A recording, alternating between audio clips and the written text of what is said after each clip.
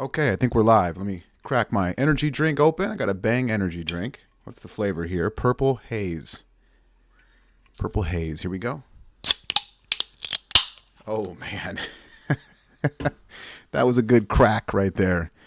I went live this morning, had a great hour podcast, simplifying the complex. Went over a few points there. Hope you enjoyed that podcast this morning. So go back and listen if you missed it. Then I've been crushing coaching all day. The team page is hot, and it's Thursday. It's our easiest day. So I just said, you know what? I'm going to take a little window and light up another podcast because I'm having fun sparking it up with you guys. So I'll try to keep it around 30, 40 minutes because we got a big Zoom crew jumping on in about an hour and 15 minutes. So I'll get to the Zoom crew soon, but with this window, I got my Bang energy drink. I got you guys. We got YouTube. Let's have some fun. Now, I want to make it clear. I'm going to watch. I haven't seen any of these videos, like the one that you see on the screen share right now. I have not seen it. I just typed in how to do weightlifting. This one popped up, so I clicked it. So we're going to watch these authentically together. I'm not going to be mean. Okay, we will watch the bad, the good, the ugly, the terrible, the great. And I'm just going to go over all points on what I'm seeing. I'm not going to be mean, though. That's not who I am. I don't even need to say that. I'm not a mean guy. I don't throw shade. There's going to be no personal attacks, and that's not my style. I never, ever. 21 years in the game, that's not my style. But with that said, this is a great learning tool to just watch all these random weightlifting videos together, how to do weightlifting videos, because what's going to happen, too, is little things will pop up that'll create little stories that I'll tell and different technique tips and tricks. And I can talk street weightlifting with you guys and help you become better weightlifters. That's the point. All of these videos that we're going to watch together, the good, the bad, the ugly, the great, they're all going to just help you build your melting pot to be the best weightlifter you can be. That's it. Okay. And that's what I'm going to do. Just break it down. Okay. And listen, there's street weightlifting, there's textbook weightlifting, and then there's just really bad techniques coaching. And I think it is important to say, hey, in my humble opinion, that's not the best way to do it. And then if I see something I love, I'm going to say, gosh, look at that. That is fantastic. Go ahead and do that. Work on that and everything in between. You guys with me on this? So we're going to be nice. This is not like me being mean and breaking. Look, these coaches are trying to make a living. They're passionate. And, I understand they all don't have the experience I have and what I've been blessed with throughout my career and all that. They're getting after, they're doing it. And who knows, maybe some of these really bad coaches are people that have been listening to my podcast, so I don't want to be personally mean to them. But I'm not going to hold back on things that I think are good and bad. So let's get into it. Let me get on YouTube here and get on the comment section. This should be a fun one. It's kind of a pop-up show, so I don't know how many people will be listening live. But we'll see here. I did just put it on my story. Okay, let's see. Oh boy, come on, internet.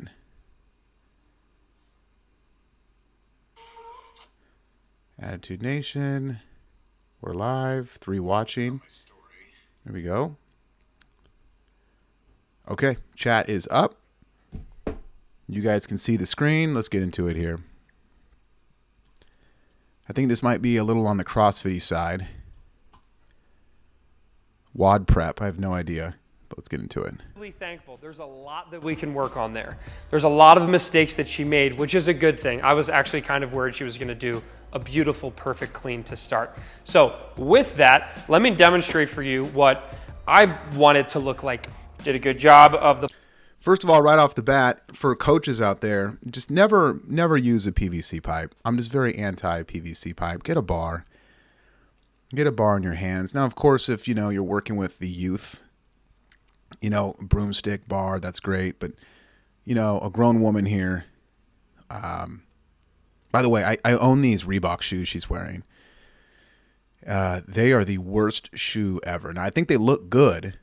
They look good, and she looks athletic and fit and ready to go. But boy, they are heavy. The Reebok shoes are the heaviest things I've ever worn. They are bricks on my feet. So I would avoid Reebok shoes. I've been saying it for years. I think Adidas are the only shoe to buy. The Nikes are fire. The new Nikes are pretty good, but I always just been rocking Adidas. So, but PVC pipe, it's okay if you maybe want to warm up just a little bit, like this gentleman's doing here. This coach is with the athlete. That's fine. I just think that to really get the feel of the technique, you got to use a bar, even if it's a training bar. The barbell is mid-shin, and then a clean, specifically we're going to work on power cleans today. A clean is where I simply stand up the bar and get it to my shoulders, which is pretty much what you did, just with a few mistakes. Simply.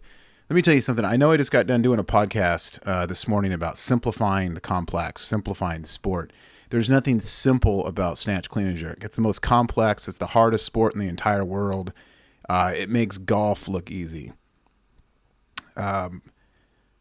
It's very complex. The whole stand up and jump and catch and, do it again, but don't, to make it look less shittier. This is just too vague. Let's just keep going. Mistakes mixed in, but that's great. We're going to fix them. So the first thing that I want is, let's start with our feet. Your feet are going to be directly under your hips, so slightly inside the shoulders. I like. Did he say under the hips? Okay, that's not bad. I like him in. I like him a little. Her feet are great, by the way.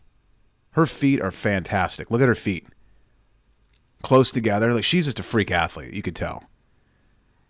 Look at that. I love close feet. Now, if I would pull more of a cloak off here, and I would take her toes out a little bit. Now, listen, the last few years of my lifting, by the way, I've been lifting like Andre Aram now. I copied him. He used to have his toes out a little bit like Klokov, with his heels closer together. I noticed, though, the last few years of Aram now's career, especially preparing for the 2022, 2023 Worlds, where he had that great comeback. His feet, his toes were straight ahead. I go, oh, Aram now, what are you doing? Interesting. So I started lifting with my toes straight ahead. Loved it. Loved it. So either way, they both work. Try them out. But her feet stance, fantastic. If I told you to jump as high as possible, this is naturally where your feet are going to go, right? You're not going to jump as high as possible from here. You're also not going to jump as high as possible from here, right? You're naturally going to put your feet into a strong jump. I like this coach right here so far. Well, I didn't like how he just... Well, I'll just keep going. He's pretty good right here. I like what he's saying with get in basically an athletic position. Do what feels right for you. Donnie Schenkel has a very wide stance in his, as you guys know, in his pull and the snatch and clean. That's great. I'm very narrow. Klokov is very narrow. Everyone's in kind of between. I think personally the stance is just individual. I don't think there's real one big coaching target with the stance. It's just whatever feels comfortable for the athlete. Again, you are an athlete. You're not a weightlifter. I tell my athletes this all the time. You're not a weightlifter. You're an athlete that does the sport of weightlifting. So get into an athletic feel with your feet. And not just that, but with the grips, with the grip. As far as where you want your grip on the bar in the snatch and clean. Let's keep going. This is great. See, look at this. We're just watching this guy put a pipe in this lady's hand. He's talking a little bit about weightlifting, and I'm already rocking off 4 different topics. It's fantastic. Jumping position, so I can put as much power as I possibly can into the ground. Okay, so that's I like that. Power into the ground. Okay, we think so much about pull. Russell Jordan, that used to be my podcast co-host, used to say it best. He goes, "It's really not a pull; it's a push." And I'll never forget. This was only a few years ago. And when he said it, I almost fell out of my chair. I'm like, holy smokes. What a great point. You're not really pulling, you're pushing. I always talk about how if you watch some of my slow-mo videos, my 160 plus snatches, my big 190 plus clean and jerks, the bar goes from the ground to my hips. That's it. The bar never goes above my belly button. Look at Ilya Lin, 246. The bar didn't even go above his penis. It just oscillated, recoiled, peaked, and he went underneath. Bar didn't even barely move. The bar lifted like 5 inches from the ground. So you're really not doing a whole lot of pulling. You know, early CrossFit days, the boom days of CrossFit and weightlifting, the huge thing was pull, right? Pull high, pull long, jump and shrug, get it to your chest, hit your chin, the Burgener warm-up, all this kind of stuff. It's just not reality. It sounds good. It looks good. It's easy to put a pipe in someone's hand and do a whole clinic with 30 people and everyone's doing it and feeling great, and you collect the money and then you go home. This is what so many seminars did. It's an easy way to coach, but it's not reality. And everybody knows that now with all the slow-mo videos out there due to hook grip and, you know, my boy Nat, and, you know, Weightlifting House and everything like that. You know, you see it now. And so, yeah, interesting. Push, don't pull. Just think of it that way. Again, the bar is not peaking that high. You're pulling the bar up and then you're moving underneath it. Spot for you. It's almost always right underneath the hips. Next, you're going to... Whoa. What do you say here? And again, I understand this guy is not like an elite level weightlifting coach. He's a trainer, probably CrossFit-y guy, does some lift. Look, love the guy. So if I critique him, I'm not being mean. Okay, I understand that he's not some elite coach. But again, though, I will say, as much as I love this guy and I love everybody, this video has 23,000 views. Okay, so there's a lot of people learning how to do weightlifting due to this video. Much power as I possibly can into the ground, okay? So that seems like a good spot for you. It's almost always right underneath the hips. Next, you're gonna do exactly what you're doing, and we're gonna grip the barbell about a thumb's length, maybe slightly more, outside the widest part of our hip. So take your thumb, I'd say, yeah, about that far outside of your hip, and you could go a little bit wider. That's kind of like a personal preference thing.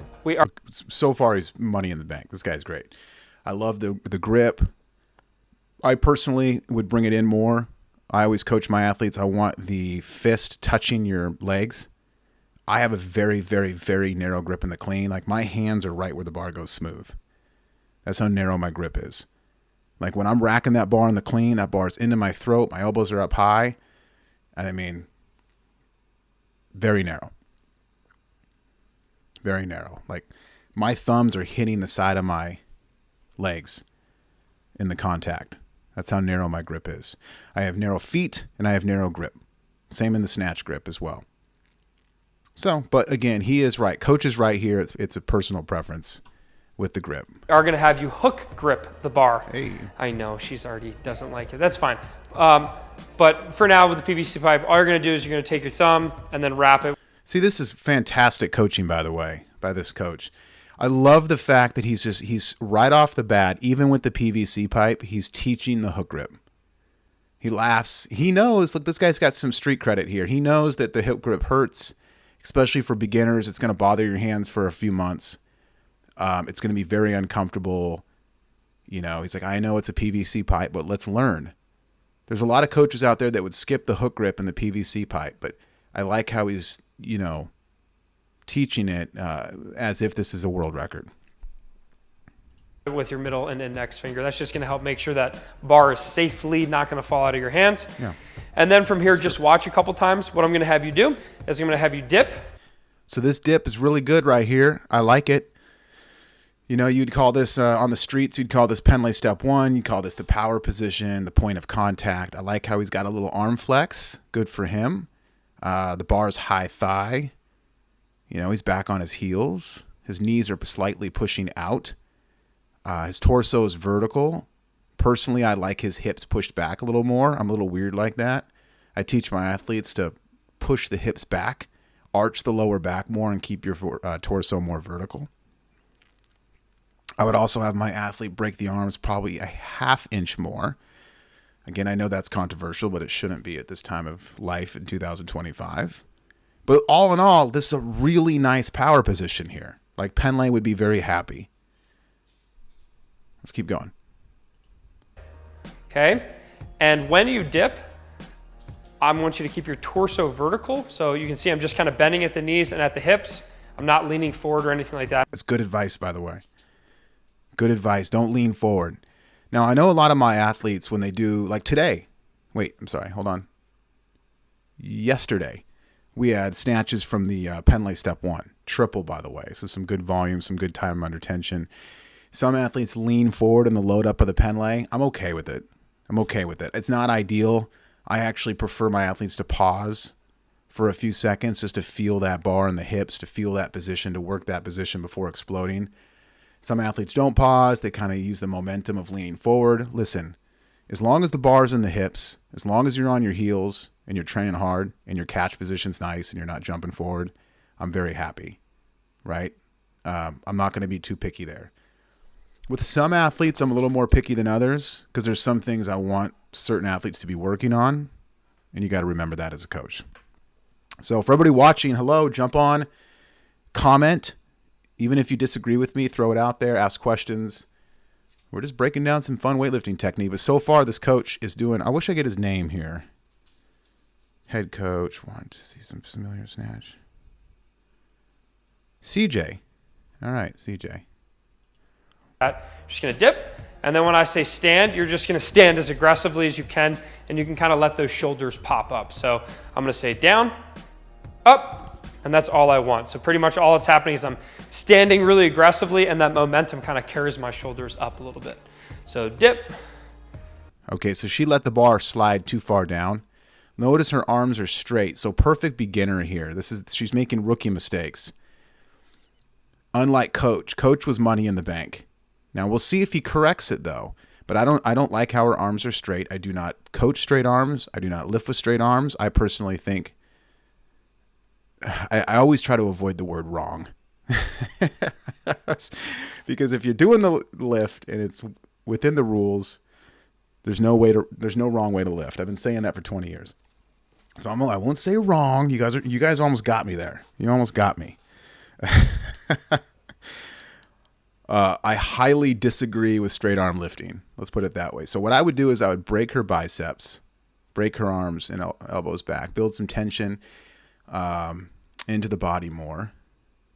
I've done many videos on that. And the bar slid down her thighs. That's a big no-no. So I'd want the bar higher on the thigh. Closer to the hips is better, just like Coach said in the beginning. The reason for that is because all your power comes from your hips. That's where your power is generated from, is the hips. So I would break this athlete's arms, get the bar a little higher up on the thigh, and yeah, we'll see what he does. Up. Good. Dip. See how the bar's dragging? Let's say I'm working on a research paper about the future of renewable energy, and I come across a study with findings I want to include. So that's for all the coaches out there. Great podcast here tip. She was standing strong. Let's see if we can rewind a little bit. Really aggressively, and that momentum kind of carries my shoulders up a little bit. So dip. So her she so happens so quick. Up. Do it again. Good. So right here, the bar's pretty good. See how she's looking at him? But notice how the bar drags. Never, ever, ever, ever let the bar drag in the Pendlay step 1. Dip. Drag. See, that's a big drag.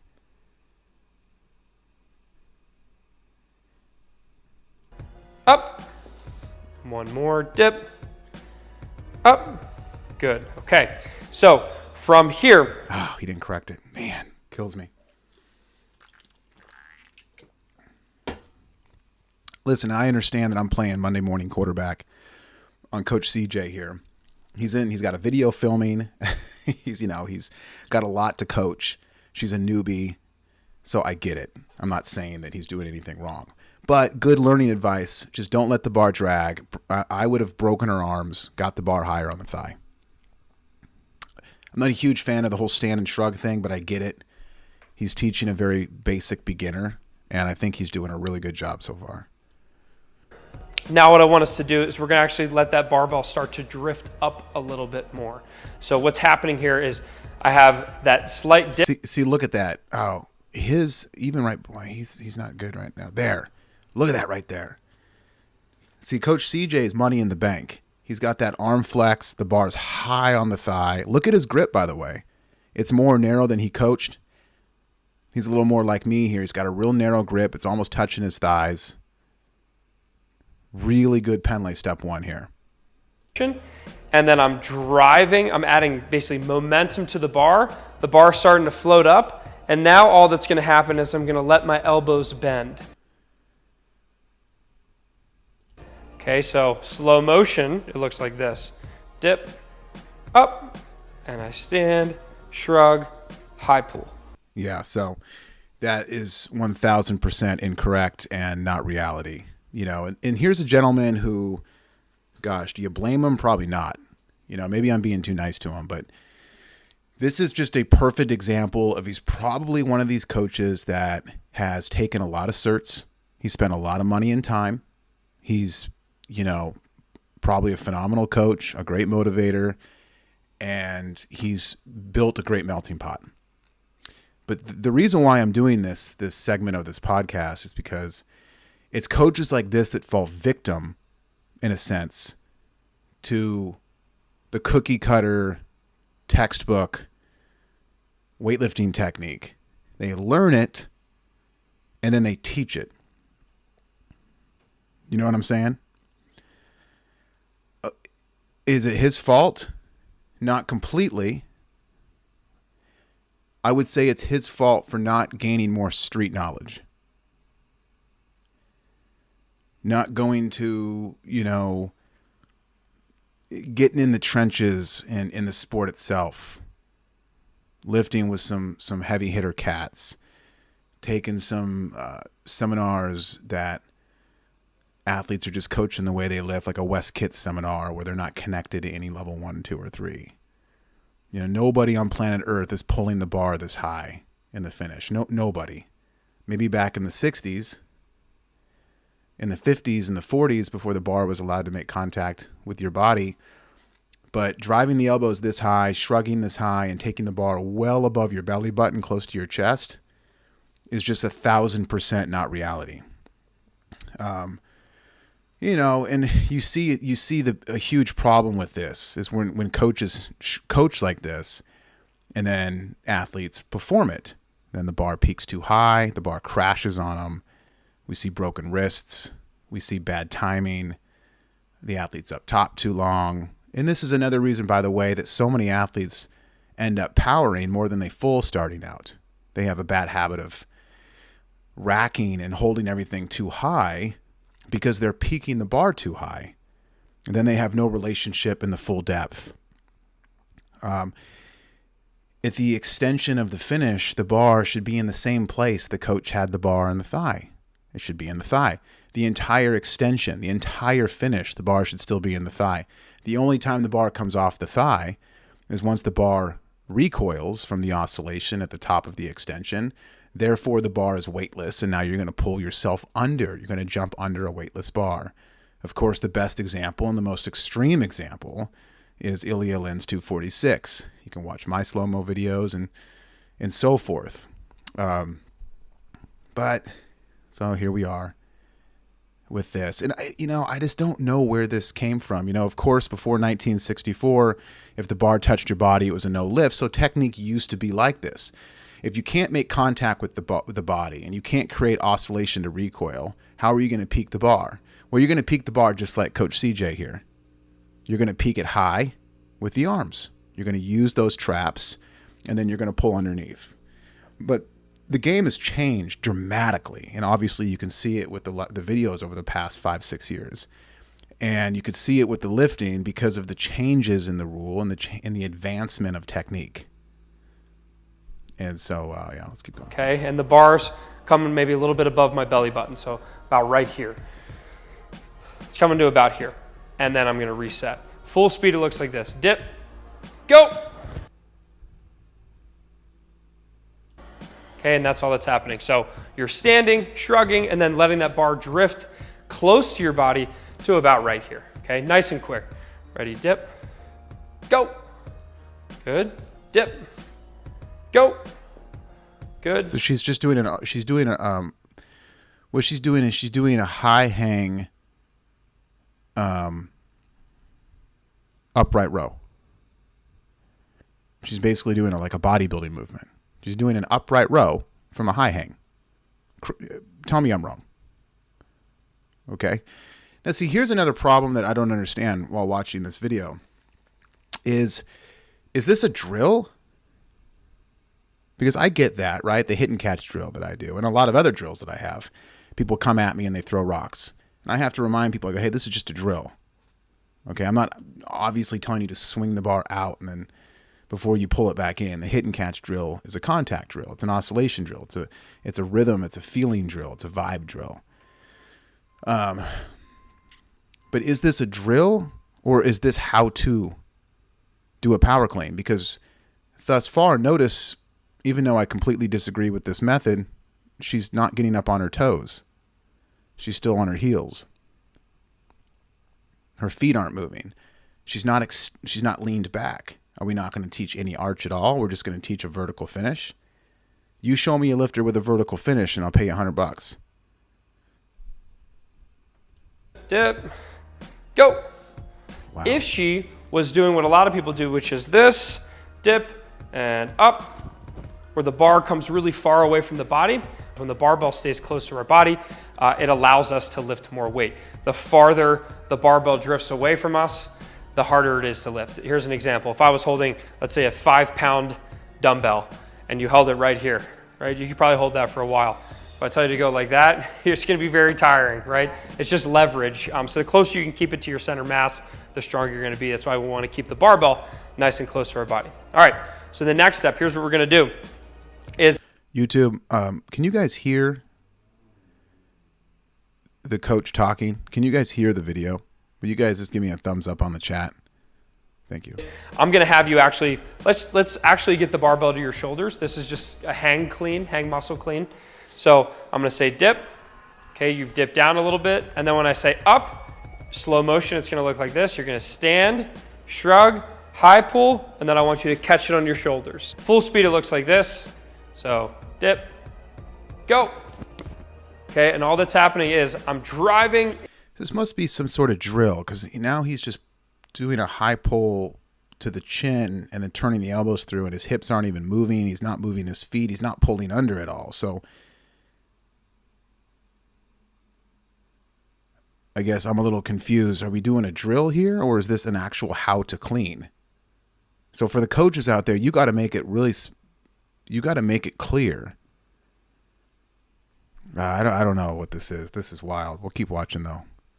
We won't stay on this guy too long. There's other videos I want to watch. Wow, he's got a how to snatch one with 139 views. Off to the right here, you can't see it, but holy smokes. Wow. Into the PVC pipe, shrug, high pull, bars coming close to my body, and then all that's happening is I'm catching it in that front rack position. Now let's add it all together, and basically you're taking it from this position in the dip to the finished front rack position. Ready? Down, and go. Good, excellent. Down, go. Good. Oh, it's very easy because the barbell's light, or the PVC's light. Ready? Why can't she use a woman's bar in this? Why are we using a PVC? I digress. Go. Good, and then let's do one more.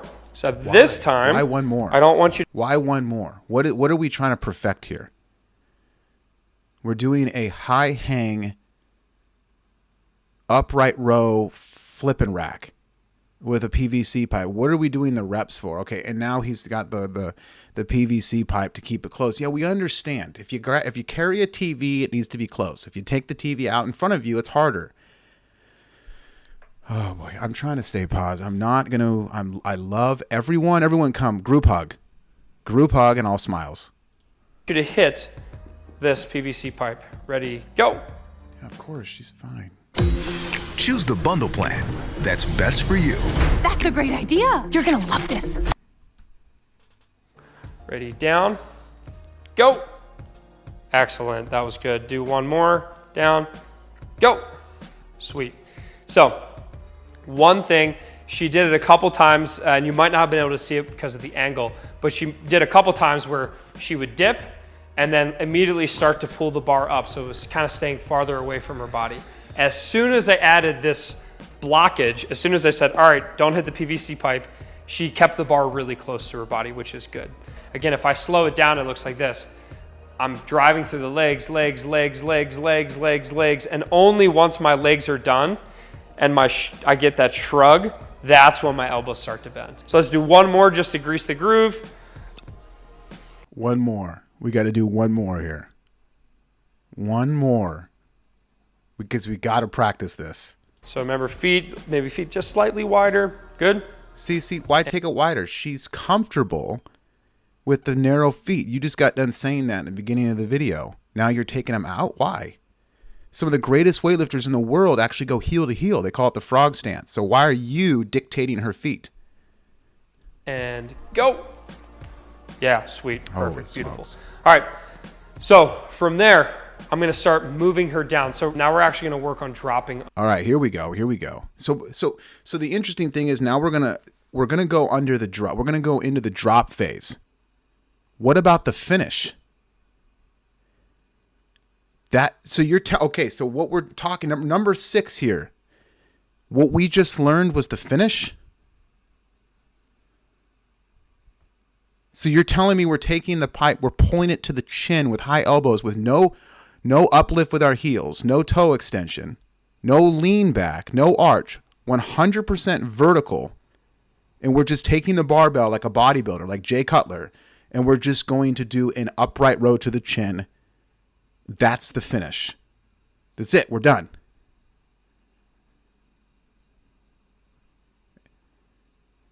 Okay. Again, this video has 23,000 views, by the way. I'm not going to say anything mean, but that's the finish. So the interesting part is that we already done the rack. We've already done the rack in the throat. So now he's going to talk about dropping under the bar. Now okay, this is going to be interesting. So we do the rack first and then we drop under the bar? Holy smokes. Under the bar. So once the weight gets heavy, we can't be expected to lift the bar all the way up to the shoulders. Okay. Instead, what's going to happen is as that bar's coming up, you're going to need to drop. Okay. Okay, so obviously he's correct in the point he made. But notice in his example, he's still lifting the bar up to his nipples before he goes here, before he starts to break under. That was his example. So we're not going to get it to the chin, right? Blasphemy. We're going to get it to the nipples before we start to pull under.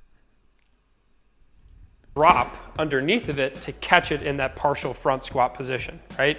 Because think about it. The shorter I have to pull the bar up, the more weight I'll be able to lift. If every time I did a clean, I had to lift the bar all the way up to my shoulders, I wouldn't clean very much weight. But if I only lift the bar to like here, and then I can drop under it and catch it into a squat, I can lift a lot more weight. Okay, right? so credit to him. I'm looking for all positives too. He's right. I like the fact that he just got done saying belly button. I think that's the limit. Like your bar should be peaking, in my opinion, even below the hips, but I digress. The belly button is definitely the limit of how high you want to peak a bar. I could even make the argument it's still too high, but I'm trying to be nice here. So, okay, belly button. Got it. I'm okay with that to a certain extent. But for the past 5 minutes, we haven't been teaching her this. I'm 21 years in the game and I've never been more confused in my life. Could you imagine how confused this lady is right now? So to the chin that we practiced, no, not to the chin, even though we did 100 reps to the chin. Then he did to the tits, his chest, and then we go under. She's like, oh, okay. And now he just said to the belly button. Which one are we doing? It's so vague. You know, it's a blanket of vagueness of the finish. I mean, I've never been more confused in my life. I feel so bad for this lady. But I do agree with him, belly button, I'll take it. Now let's see what he does from here. Makes sense? Yeah. So what we're going to do here now is we're going to actually start to add in a little bit of a drop underneath the bar. Okay. So here we go. I'm going to tell you to dip. By the way, can I just say real quick, this is super fun. We need to do more of these. This is fun. And then when I say go, I want you to jump. So we're actually going to like jump the bar up a little bit. And you're just going to land in a partial front squat position. We'll talk about some of the intricacies a little bit later. Okay. So basically everything that we've been learning for the past 8 minutes has somehow gone out the window. And right before she's about to go full speed in the drop and catch, he just threw different things at her. So now we're moving our feet, by the way, guys. Just all of a sudden now we're moving our feet. how we move our feet, how we get on our toes, what that looks like, how we land, what we're doing with our knees and toes, and the jump and the pull under. All of that has not been discussed. But now, all of a sudden, we're just moving our feet. So, here we go. This time, I actually want you to jump. So I do want you to leave your feet so that I can hear a like jump and land. So I want you to jump a little bit and land. That's gonna make sure we're getting that full hip extension. Ready, down, and go. See, she has Good. no idea. Oh, She has zero idea what she's doing. Zero. Look at her face right here. God bless her. It's not her fault. Look at this beautiful young woman. She's strong. She's ready to attack life. She probably is attacking life. She has absolutely zero idea what she's supposed to be doing right now, because I have zero idea what I'm supposed to be doing right now. I have zero idea. If I was her right now, I would just curl up in a ball and start crying. She didn't move her feet. She didn't know when to pull under. She doesn't know how high to peak the bar. We went from chin to chest to belly button to high elbows to now moving the feet. Where is she supposed to catch the bar? I mean, this is wild. This is very, this is just wild, man. What did you forget? It's all right. It's hard. There's a lot of stuff going on. That's fine. Because you haven't taught her the jump. You haven't taught her how to move her feet, when to move her feet, the timing of moving her feet. It's like a boxer. You must teach the feet. I mean... That's fine. Ready, go. Jump. Okay, There you go. go. Let's do that one more time. Down. Let's pause here. Go. See if So with the pipe, she's... Go. So look at that. She's in full extension right now. See this right here? See this pause? She hasn't started the jump yet. I can't see her feet. She might be on her toes. But either way, she's in full extension with her body. And the bar is almost to her chin. This is just not a good way to teach weightlifting. Like, this is never going to happen. So why are we teaching her with the PVC pipe this? Nice. I heard it again. Let's do it one more time. So this time I'm going to put that PVC pipe. Oh, like Ready, that's go. the problem.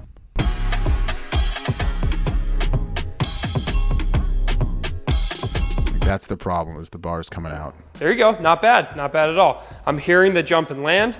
She's actually getting that full hip extension. It's looking good for this. Like, there's a couple little tiny things we could work on, but for this athlete, I'm going to continue working my way down the chain so that she eventually learns how to pull from the floor. And then what's cool is that once we actually start to add a little bit of weight, even if it's just an empty barbell, all sorts of timing issues, or a lot of timing issues and a lot of like little inconsistencies go away, because once you add weight, all of a sudden you have to become efficient at moving that weight. Now what we're going to do. But so what are they? What are they? The timing issues, the position issues. What are they? Teach me. What are they? I would like to know. That's the thing about coaches like this. Everything is so vague. If I was the athlete right now, that's what I would be thinking. What am I doing wrong? What's my, what timing issue am I having? Explain to me. But his solution to all of this, quote unquote, the issues that she's having, is to put a bar in her hand. And because the bar weighs more than the pipe, it's all going to just come together perfectly. Where then she's going to go, oh, that's it. See, you need to teach street weightlifting slowly, even with the PVC pipe, and explain to the athlete exactly what they need to do, why they need to do it, and then ask them, do you feel it? Do you feel that? Here's what you're going to do.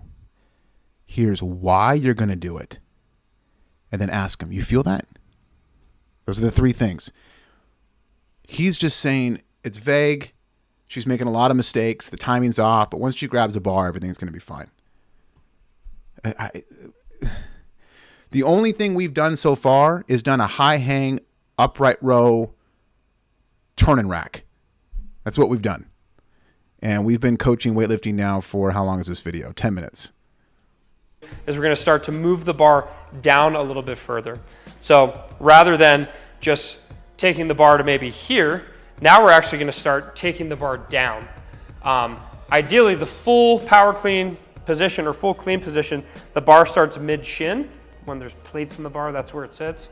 But for now, we're just gonna work to just above the knees. Okay, so I'm just gonna slowly work you down deeper and deeper and deeper into that setup position. Okay, so when I say down, this time, rather than just bending at the knees and the hips, you're gonna bend, and then you're gonna lean forward slightly. And when you do that, you should actually feel your hamstrings loading up a lot like a deadlift, okay? So down, and then hinge forward.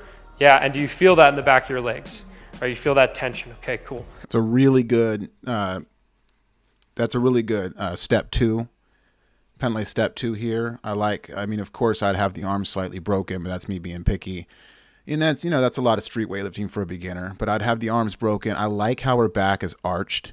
I'm a big believer in the arched back. I don't like flat backs. I like arched backs. The solid position 2 right here. Solid position 2. Now, of course, if I'm being really picky, the way I clean pull is much like Ilya and Klokov, very wild Superman pull where I like the knees almost extending in the first pull, as you guys know me, right? Hamstring stretch, hips higher, bar sweeping back more. Big long lever in that first pull, which is a little odd. I'll admit it, right? But for your basic learner here, for your beginner, this step 2 right here is fantastic. So the coach does a very good job of getting her in the 2 here. So why arched versus flat? I just think that the arched back gets the chest upright more. You want the chest facing the audience in front of you. And a lot of times when I found that flat backs, even though are good, the chest is facing the floor too much, especially with the way I teach, with like I just got done explaining that long Superman pull from the floor to the knees, as you know. If you don't know, just traveling the shoulders in front of the bar in the first pull from the floor to your knees. And if the back is flat, the shoulders just and the chest come down too much, and then you just have too much swinging throughout the scoop and the finish. So I like the arched back because it's stronger. You pinch the shoulder blades. It creates more arm flex. You're keeping that chest up, and you just have more control of the bar, I would say. So great question, by the way. Lee Bishop, bring in the freaking heat on the YouTube. I love it. This is fun, by the way. Let's keep this going. So good step 2 here, the Pendlay step 2. So from here, all I want you to do when I say go is the same exact thing. You're gonna stand all the way up, jump, and land with it. So stand all the way up. So from here, she has zero idea what she's gonna do. So yeah, no problem, Lee Bishop, for sure. This is a very crucial, the golf club is about to meet the golf ball. Like, this is the scoop, my brother. This is the scoop into the contact. Like, this is the most important part of the lift right here. The golf swing is so important. And so at this step 2, just telling this athlete, we're going to stand up. I don't even know what that means. Now, what he should be telling her is this is the scoop portion of the lift. Now, that's universal. Some say second pull. Some disagree with that term. I'd say 90% of weightlifting coaches would call it the second pull. 100% of weightlifting coaches call it the scoop. In the scoop here, you want just the hips dropping, the shoulders leaning back, of course. And then, of course, the way I teach is you want big arm break, rowing the bar back into your upper thigh, which I know there are some hip cleaners like Donnie. I'd say 90% of weightlifters, though, make contact in the upper thigh like myself. I would also, again, I am from the school of teaching street weightlifting to a beginner with a PVC pipe. I know some people disagree, where they say, oh, no, teach them the basics. Teach them the textbook, and over time they'll pick up on the street weightlifting. I disagree completely. So what I would say is don't drag the thigh. Create a little bit of space. And then the only time the bar should touch you, Nikki, is in that upper thigh where we started the Pendlay step 1 in the beginning of our session. So, but of course, that's probably not going to be taught. We're just going to stand and we're going to jump and shrug. Just like thousands and thousands and thousands and thousands of people have been taught all around the world,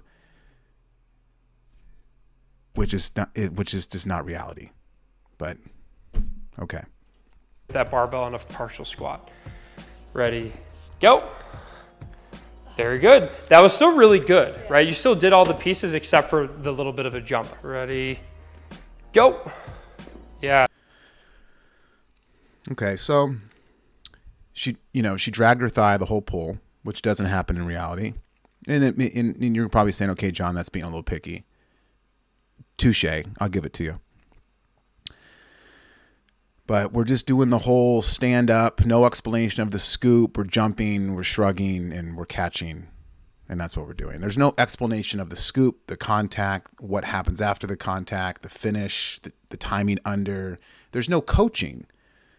We're just saying to basically jump and shrug. Pull, jump, and shrug. Where's the coaching? Where's the technical tips? Where's the breakdowns of every inch of the position? Where's the why are we doing this? Let me explain why. It's just very vague. There you go. Not bad. Let's do one more.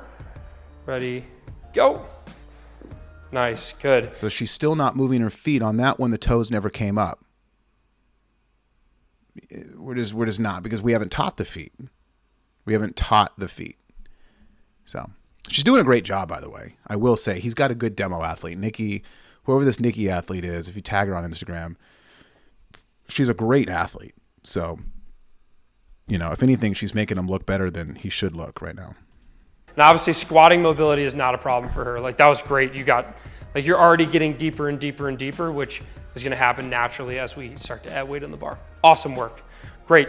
So with an athlete who's moving as well as this, obviously I'm being, in a class, I'm going to move a little bit quicker.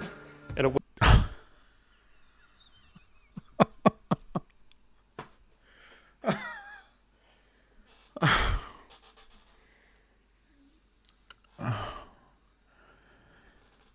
a class, I'm going to move quicker. Are you serious?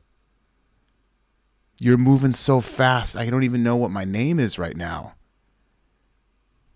See, that's the thing. You just nailed it right there. It's cycle them through. Cycle them through. Get the whole class going. Cycle them through. Break a sweat. Everyone's smiling. And then get the next class in. Cycle them through. That's all we're doing here. With a one-on-one session like this, I'll be kind of nitpicky. She's doing an amazing job. I feel confident where now we can start to move and actually move the barbell from mid-shin or the bottom position. So here's what I want to practice. First, from this position, we're going to lower ourselves down just kind of by sitting down. The bar is going to be just... Okay, first of all, she is not ready to go from the floor. She has zero idea what she's even doing. Notice the bar in front of him, by the way, is a man's bar. That's a men's bar. So she's not even going to be lifting with the ladies' bar. I mean, she's going to knock her front teeth out. You know that my first client ever, Adam Hall, this is a true story. My first, I hate the word client, by the way. I don't even know why I use that word. My first, this was so long ago. It was a cow strength. My first athlete, right? My first clientele of me training somebody. He pulled the bar so hard and high, he chipped his front tooth.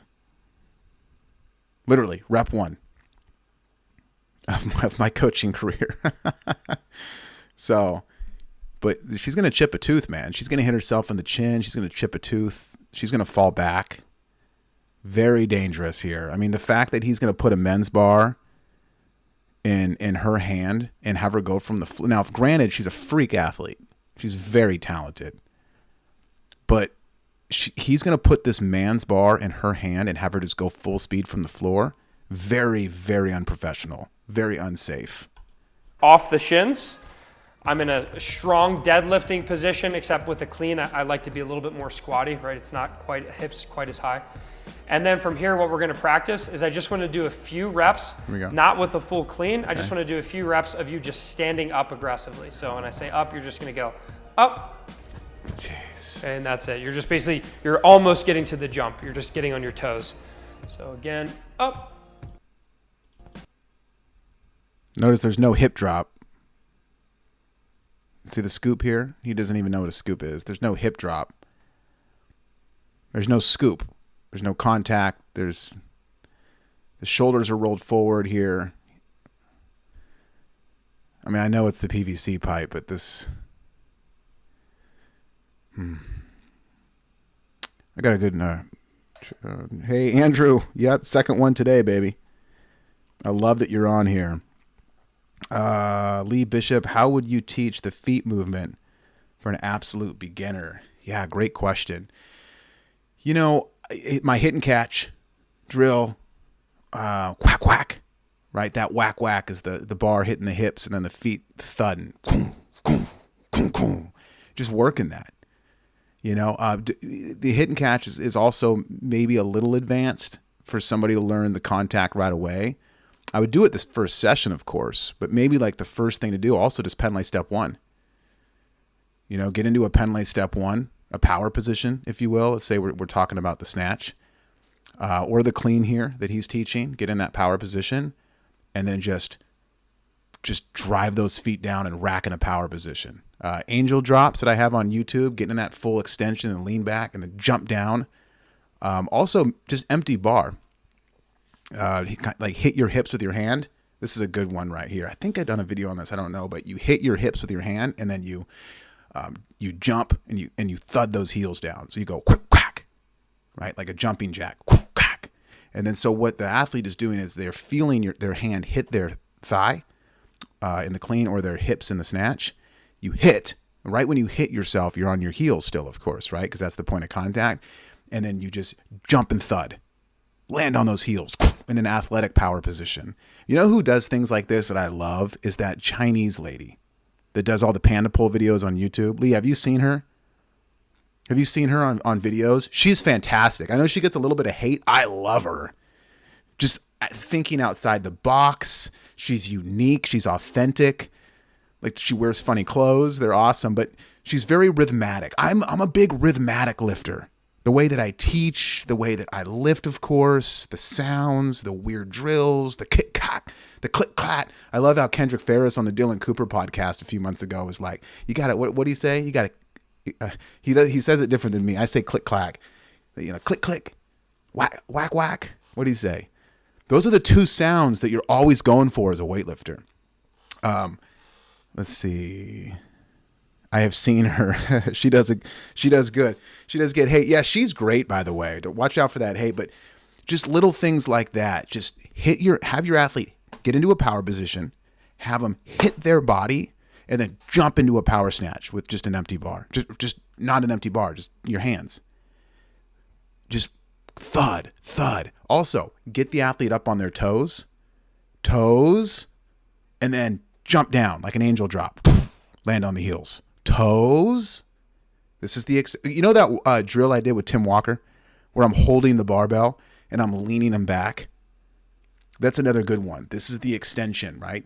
Lean him back, get on the toes, feel that extension, and then from there it's whack, you're pulling under. So just basic stuff, you know, just having the athlete extend on the toes and then jump down. That's a big one too. You don't want the athlete to jump up. You want the athlete to jump down. But yeah.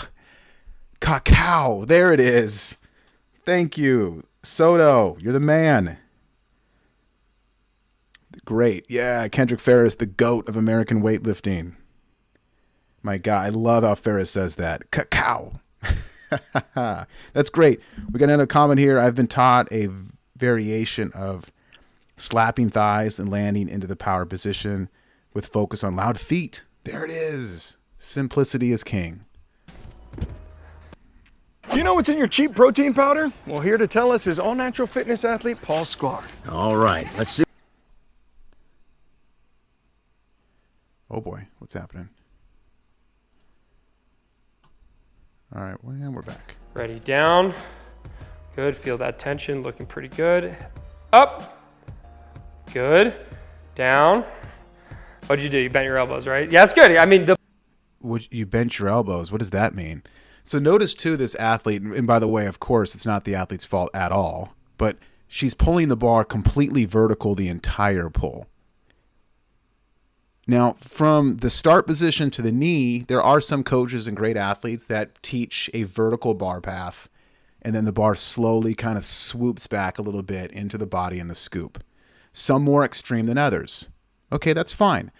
Obviously, you know me. I'm a big sweeper right from the start, right from the break off the floor. I like that bar. If you've seen the Glenn Penlay YouTube videos of me in slow motion from the side with the bar line videos he's done, my bar from the break off the floor all the way in the first and second pull into the contact, my bar is dramatically sweeping back. And so, okay, yes, I am extreme. Some athletes aren't that extreme, but the bar should be sweeping back to a certain extent. Can we all shake hands on that? Shake hands.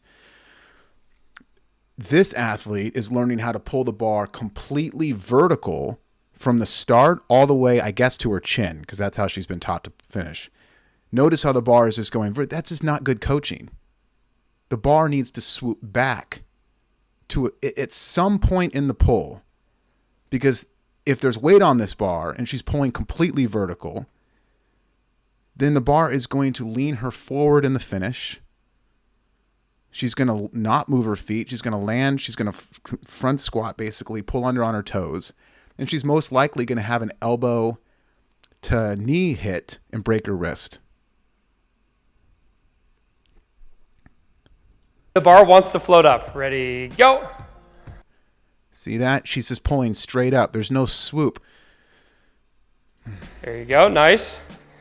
One more. Ready, go. Notice too, her hips aren't scooping. Her hips are just being thrown forward from the floor to this position right here. So what she's going to end up doing with weight on the bar is she's going to end up humping the bar. This is a big thing, which, by the way, old school cats used to come at me with my hit and catch about how I'm humping the bar, which is so funny to me because the whole point of the hit and catch drill is to avoid humping of the bar. The bar makes contact with the hips. The hips never make contact with the bar. So the point here is that she's throwing her hips into the bar throughout the pull as she's pulling the bar vertically. So see how vertical she is here in this extension? See how the bar is not really being pulled back? She's just kind of floating up top. You put weight on this bar, she's going straight down. She's going head first like the Titanic. I'm going to say this is not coaching.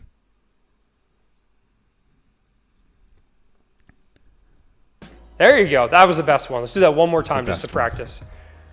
Ready, go. Good. Okay. What is that? So, especially. I'm not trying to be mean. I started this podcast by saying I'm not going to be mean. I don't know this guy. I love everyone. But what is that?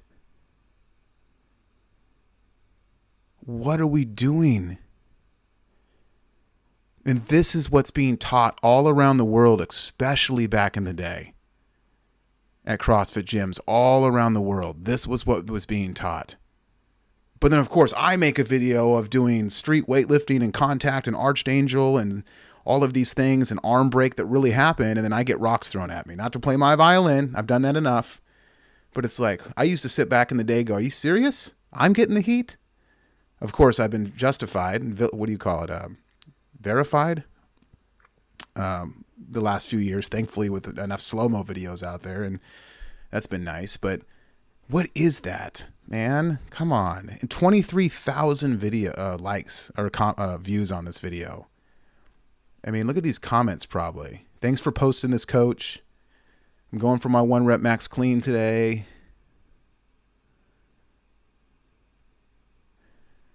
I mean, thank you for these. Awesome. I love how you did this step by step. Very helpful. Thanks. Good job, both you guys.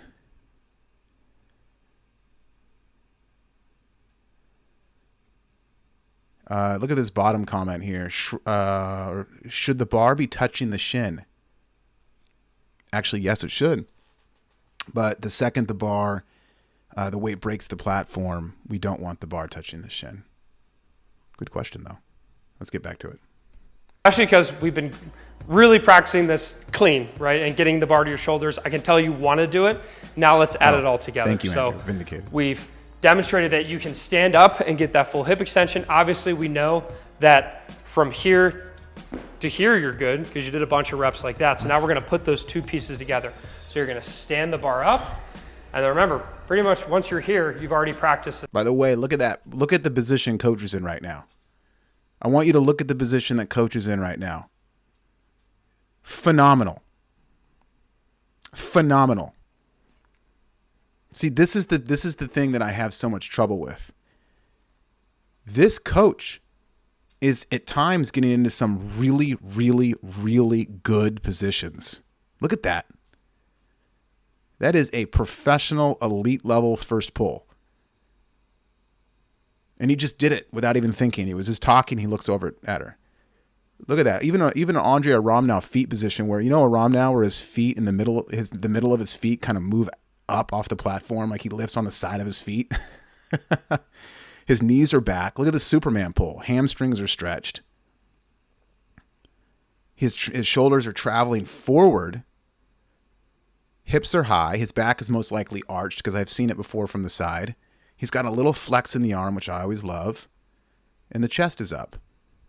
Here's my problem, though. He's not teaching this. He's not teaching this. She's not going to get in this position. She has no idea what she's doing. She's going to get set and she's just going to think about pulling to her chin and jumping and catching like a 4-year-old would do. If I gave my 2-year-old son a PVC pipe and I said, throw it up like daddy, he would do it just like this. And again, I'm not coming at her. It's just too vague of coaching. It's just too vague. But see, there's the difference between street weightlifting coaching. Like, he needs to teach this, but here's the problem. He doesn't know how to teach this. He knows that for himself, this feels good. This is the Superman pull, right? But he doesn't know how to teach it because he doesn't know why he's doing it. He doesn't know how he got here, and he doesn't know what he's doing after this.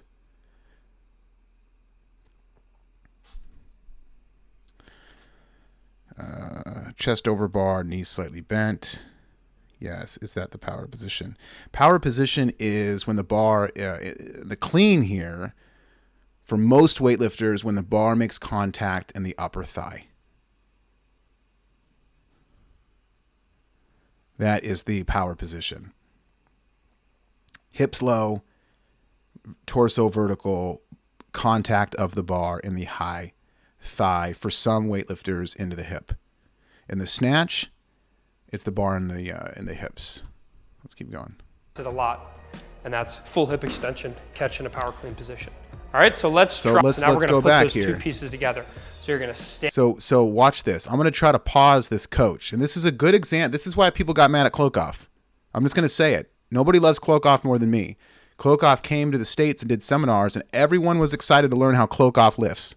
We're going to lift like Klokoff. You know, we all know that Klokoff's got really extreme, unique, kind of out-of-the-box technique. Very Eastern European technique. I would even say very much like mine. Right? Not to toot my horn. Like, just very funky, Toma, Muhammad type technique. But what do? He comes here, he does a bunch of seminars, and he teaches exactly how he doesn't lift, and he kind of just teaches from the textbook. And so many people were just disappointed, saying he just taught the textbook way. That's the problem. People wanted to learn how Klokoff lifted. And even though you might not like me, and even though some people don't like the way I lift in my technique coaching, at least I can say that I just teach the way I lift. You have to give that to me. But so watch this coach here, though. Stand the bar up, and then remember, pretty much once you're here, you've already practiced it a lot, and that's full hip extension, catch in a power clean position. All right, so I'm missing the pause. Give me one more try. So now we're going to put those two pieces together. So you're going to stand the bar up, and then remember, pretty much once you're here, you've already practiced it a lot, and that's full hip. All right, my point is that, never mind. We'll just move on. The pause is just too slow. Extension, catch in a power clean position. All right, so let's try putting it all together just whenever you're ready. I'm not even going to say when to go, just whenever you feel good. Good, not bad. Let's do a couple more. Good. Now, one thing I will say is pretty much as soon as the bar gets to your knees, you're like pulling it straight up. Okay. All right. He's seeing something here. This is good. Look at that. Look at that pause I have right here. So that's what he's teaching her to do. That's the biggest problem in weightlifting. Do you know how many bad habits are going to come from this? So she's fully extended on her toes. Good job for her, though, because he never taught her to extend on her toes at the finish. She's just an athlete, and she's automatically doing it, so good for her. But she's completely vertical, and she's pulling the bar almost to her chest. This is her finish. This is how she's taught to finish. This is why when I go to seminars in different gyms and I coach people, I have to take this technique that was taught by so many CrossFit coaches, and I have to change it into real-life street weightlifting technique. Oh, no. I'm so sorry. Oh, she has the bar in her hand, though. What you want to do is save hundreds when Liberty Mutual customizes your car insurance. That's great, but can you ask I apologize. Bar, but that's right. You're Dang it. It should slide on your quads until it gets to your hips, and then you get that full hip extension, okay? So let's try it again. Just be patient whenever you're ready. Be patient. What is, by the way, really quick, and I know I'm probably talking too much. What does that mean, by the way? Can anybody on planet Earth tell me what that means? It's one of the coaching cues I hear often. Be patient. What in the world does that even mean to this athlete? Out of all the things that she's doing wrong and all of the crazy coaching and the vague coaching, and she has no idea what she's doing, be patient. In what position? In the first pull? In the scoop? In the finish? Am I being patient in... What am I being patient in? But no, he looks the part. He's got big arms. He's probably got a bunch of certifications, and he's saying the word, let's be patient. It sounds really good in front of a big class. Sorry, I'm being mean. There you go. It stayed close. It was a little jerky, but it stayed very close, and that was great. Whenever you're ready. There you go. Good. Try it again. And then let's say if you were pushing that barbell out a little bit, again, I like to come in with this simple cue for any athlete is like, give them a little bit of an obstacle. Just having this PVC pipe there will make it so that she doesn't want to swing it out in front of her whenever you're ready. Oh yeah, that was beautiful. That was the best one. Yeah, let's do, whenever someone does it really, really nicely, I always try to get them to do one or two more to grease the groove, to really, really show, hey, this is how it's done. So let's try to do one just like that. There you go. One thing he's not doing, too, is he's not telling her what she's doing good job in. What is she doing a good job in? I mean, he made it clear, like, okay, on that one, the bar stayed closer. Got it. But he gets, oh, that was way better. That was your best one. Good job. What did she do that was so good? Again, vague, vague, vague, vague. Excellent, excellent, excellent. And relax. Perfect. So Nikki has successfully, with the PVC pipe, done what I would say are very solid power cleans. All right, so we've worked the power clean with the PVC pipe. Now it's the moment of truth. Let's add a little bit of weight. So we're gonna give you this bar. Unfortunately, I do not have a 15 kilo bar, so this is kind of like a full size 20 kilo bar. Gosh. Okay, at least he admits it. At least he knows the difference.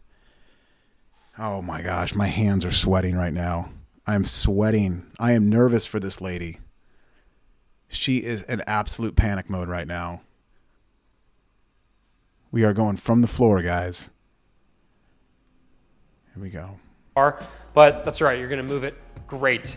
Remember all the things we learned. Get that hook grip, hinge at the hips, lean forward, feel that tension in your hamstrings, and let that bar come all the way to the mid shin. And then whenever you're ready, clean it to your shoulders. There you go. Great, you did it, right? Smokes. That was terrifying. That was terrifying. Do you see how when she caught it, her elbows were down, the bar was in the lower chest, she was leaning forward, but of course she's a good athlete. She was able to recorrect, get the elbows up. My heart defibrillator just went off.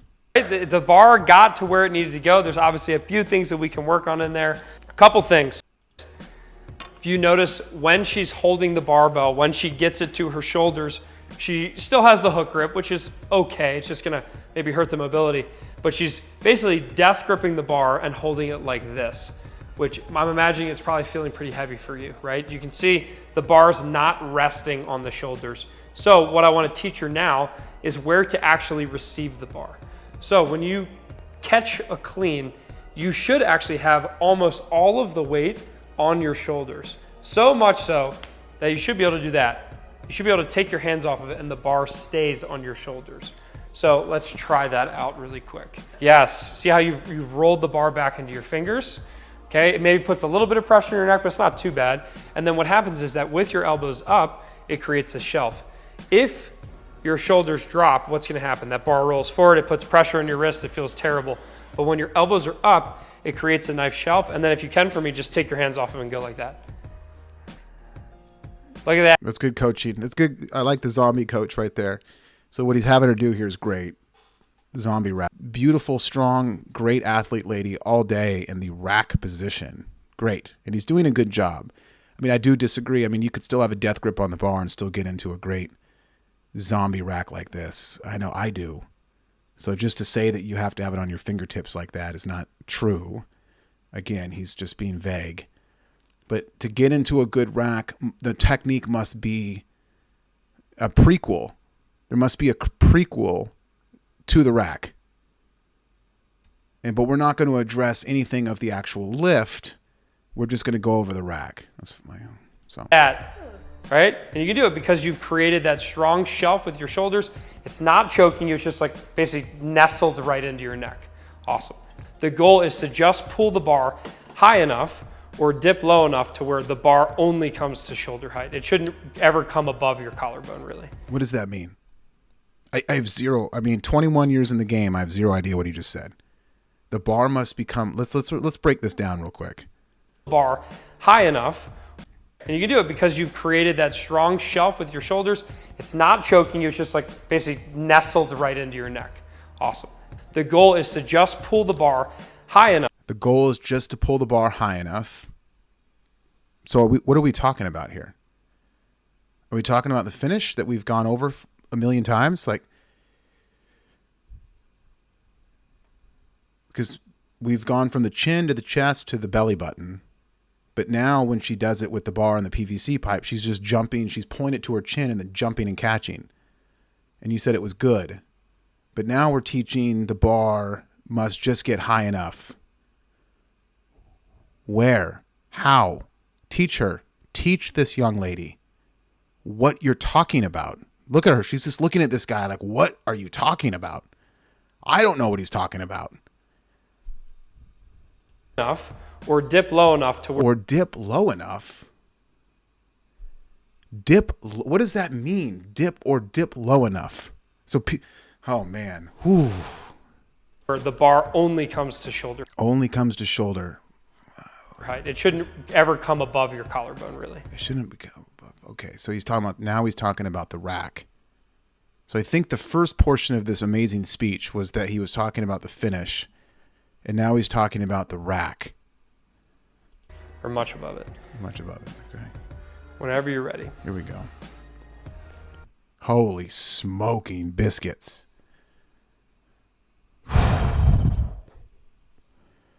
I didn't know. Listen, I just found a video. That was the first one that popped up. I didn't know it'd be this bad. I'm so apologize.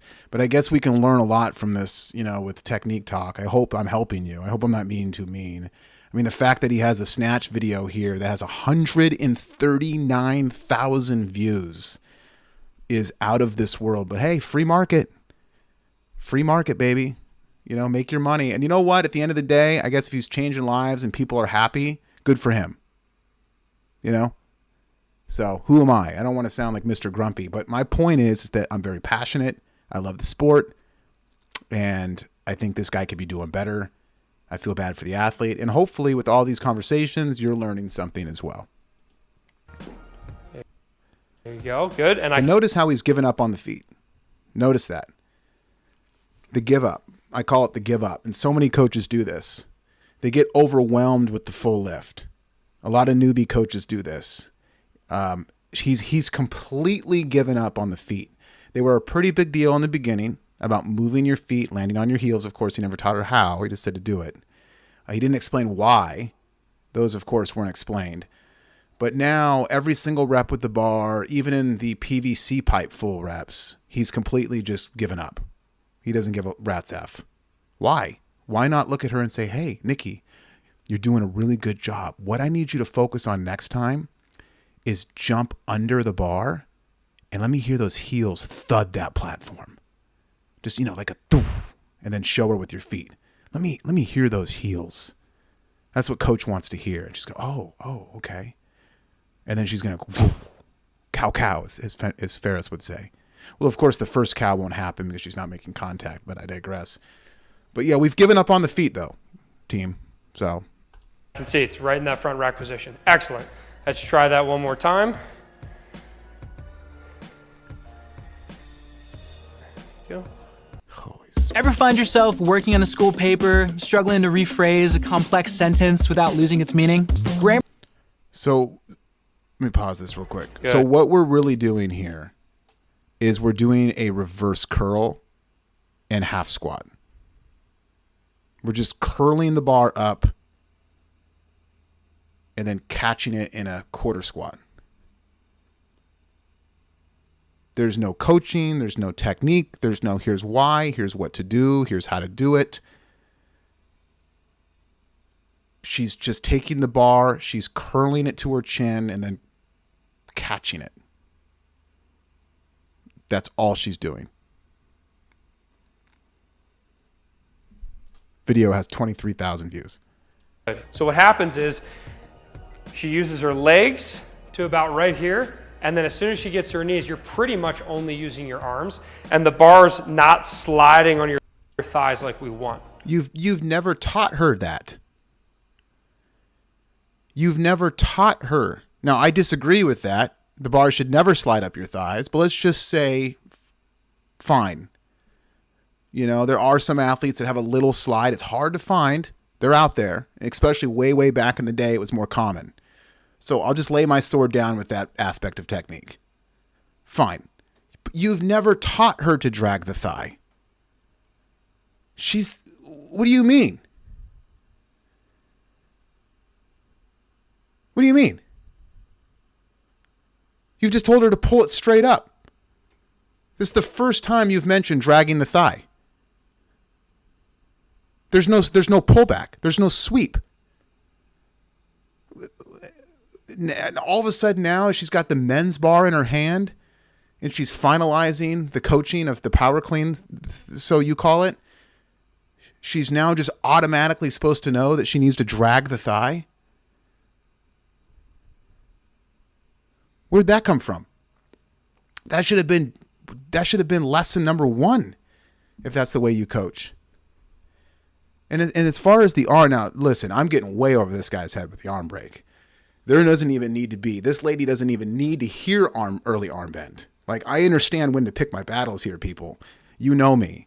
This guy doesn't. The early arm bend shouldn't even be a factor in this. This is so bad. Like, we need to focus on the pure basics. But if I have to get street weightlifting, I will. When he says don't bend the arms in the scoop, that's incorrect as well. Of course she should. She just needs to learn how to do it. Every person in the clean bends their arm in the scoop. Right, I digress. We don't even need to talk about that. That's way, way, way, way too much. Okay, so now she's sitting here going, holy smokes, I didn't know I was supposed to sweep my thigh, but let's see if she can change that. She's not going to be able to because she has no idea how to do it. My heart rate is just pumping right now. Okay, very common for people when we're pulling from the ground. So what I want her to practice now is rather than working from the ground, we're going to go back to working from the hang. So from the hang position, I'm going to have you start like this. I'm going to say down, down, down, down, down. Okay. And you're going to be just above the knees. And now we're going to practice cleaning from here. So whenever you're ready, you're going to jump the barbell to your shoulders. Just have her scoop and pause in the power position, dude. Just have her slow it down. Look, you said it earlier, be patient, right? Have her work the scoop. From that position you were in, coach, have her drop her hips straight down. For your sake of coaching, have her drag the thigh and then pause in the power position. So for the people listening here, because I'm trying to help everybody, that is the scoop in contact. Let's just focus on that. See, everything's happening too fast for this athlete. He's now just saying, go from the hang. She's like, I've already done that. Now, maybe it's clicking. Maybe she will drag the thigh like he wants. I don't think she will. And you'll notice what's going to happen is going from just above the knees is going to allow you to be a little bit more patient, and you'll be able to actually keep that bar close and use your hips to finish the clean, rather than here you're basically like standing halfway, arms, okay? But if we see vague terms, use the hips to finish the clean. I don't know what that means. Now, I know what he means. I think I know what he's trying to say. She has no idea. He's never talked about the hips so far. He isn't using the hips. What do you mean? You haven't talked about using the hips. You haven't talked about dragging the thigh. She has zero idea what you're talking about, dude. We can teach you from here how to stay patient, get the bar to your hips, and then clean it. Then we'll be able to put it all together, okay? So let's try it. Remember all the fundamentals. Your feet width, your grip width, you got your hook grip. Now from here, I just want you to bend your knees and hips ever so slightly. Lean forward to feel that tension. See, she has no idea what the power position is because it was never taught to her. Notice how right when she gets into the quote-unquote power, it already drags. So her power position is basically a vague high thigh. It's a hang. There's no contact point for the power position. So for those that are listening, really focus. This is such a great podcast and video of what not to do. I mean, that's all I'll say. I'm not going to be mean. Focus on finding the power position. Find it. You know those Penlay step 1, 2s, and 3s on YouTube that have millions of views now? Old school. Just type in Glenn Penlay, like how to do Olympic lifting. They'll pop up like crazy. It's me, Donnie, Caleb, old school video at Cal Strength. Those were great because Glenn simplified it, but he also really went over the 1, 2, and 3. And they're just fantastic videos. But I really want you to find those power positions and work them, feel them, snatch from them, clean from them, hit and catch from them. You know, just work them, baby. Know your technique, viewer. Know the relationship with your technique, where the bar is going, how your body moves with the bar. Every aspect of the snatch you should know intimately. See, this lady has zero idea about any step or intimacy with the technique. She has zero idea. She's not being taught anything. She's just being this vague jump and shrug. I want you, listener, to just one day go in the gym and do this every day, actually. Take some time after your training session. Just be like, okay, I'm going to do a 15-minute window where I'm going to load the weights up, even with just like the 2.5 plastic bumpers. And I'm just going to work my technique. I'm just going to work it. I'm just going to, hey, what are you doing over there, Tracy? I'm just snatching for 15 minutes. You just got done working out. We had snatch plus overhead squat. Why are you over here snatching still? I'm just working my technique. Isn't that interesting, viewer, that we don't really hear that much, and I think that you should? All right, now I'm going to work my clean and jerk the next day for 15 minutes. Oh, there's Brandon over there doing his extra work. And that's okay, though. And also keep listening to the podcast. I'm going to do a lot more of these. And, you know, learning true street weightlifting is going to help you. Let's see. We got comments coming in. I appreciate it. Thanks, William. Get the bar just above your knee, a little bit lower, a little bit lower, a little bit lower. And then from here, whenever you're ready, clean. No way. See? I mean, take me to Vegas. I'm not trying to bet against the athlete, but obviously she's not going to drag the thigh. There was no she hasn't been taught how to drag the thigh. You haven't taught her how to drag the thigh. You haven't coached the scoop. You haven't taught her, you haven't even used the word back. Activate your lats, activate your biceps, I would doggy paddle it where I get behind her and I say, grab my hand, push back against my hand. I have a million different tips and tricks on how an athlete can feel, how the athlete should be pushing the bar back, not pulling the bar up. You taught her the entire session on how to pull the bar up. Pull, jump and shrug, pull, jump and shrug, to the chin, pull, jump and shrug. And then all of a sudden at the very end with a men's bar that, by the way, that doesn't spin, a double ring bar, you're now all of a sudden telling her to just drag the thigh. You are a weightlifting coach. You must teach her how to drag the thigh. There are many drills you can do to teach her how to drag the thigh. There are ways to coach the lift on how to drag the thigh. But just by telling the athlete to drag the thigh is not coaching.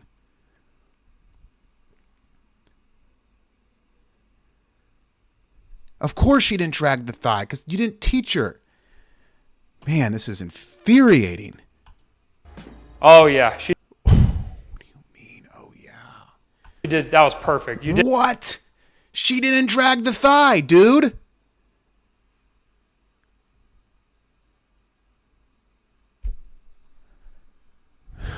Freaking athlete abuse, dude. Athlete abuse. And you know what the sad part is? Is that I know she's just the demo lady for this, but in real life, without a video being filmed, this is a person that's paying him. I want you to just think about that for a second. People pay him for this. Didn't miss your hips there, right? That bar came Didn't nice and miss close. her hips. Wait, what? Where did this come from? We didn't miss. I thought we were supposed to drag the thigh. Now we're teaching hip contact. Now we're teaching Donnie Schenkel hip clean. Are you meaning hip clean, dude? What do you mean hips? I thought she was supposed to drag the thigh, which she didn't do.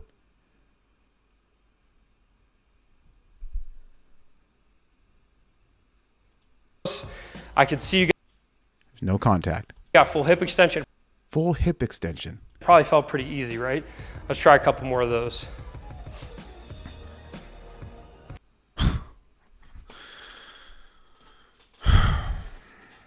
Jeez, man.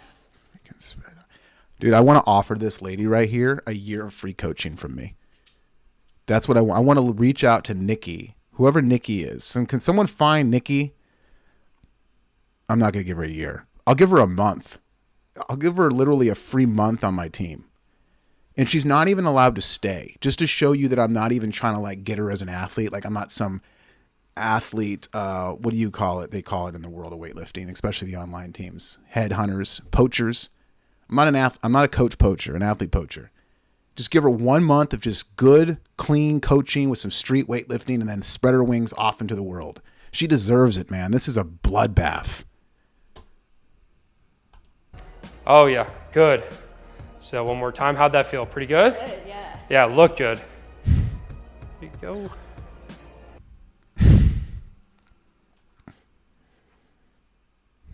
What, dude?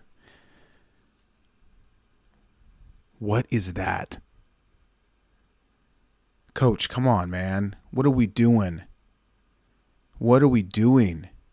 Again, I'm not coming at Nikki. It's not her fault at all. She's an amazing athlete. But what in the world is that? He's looking right at her. How could you look at this lift, this whatever this is? I don't even know what this is. Is this a finish? And say, good job. Now pay me my money.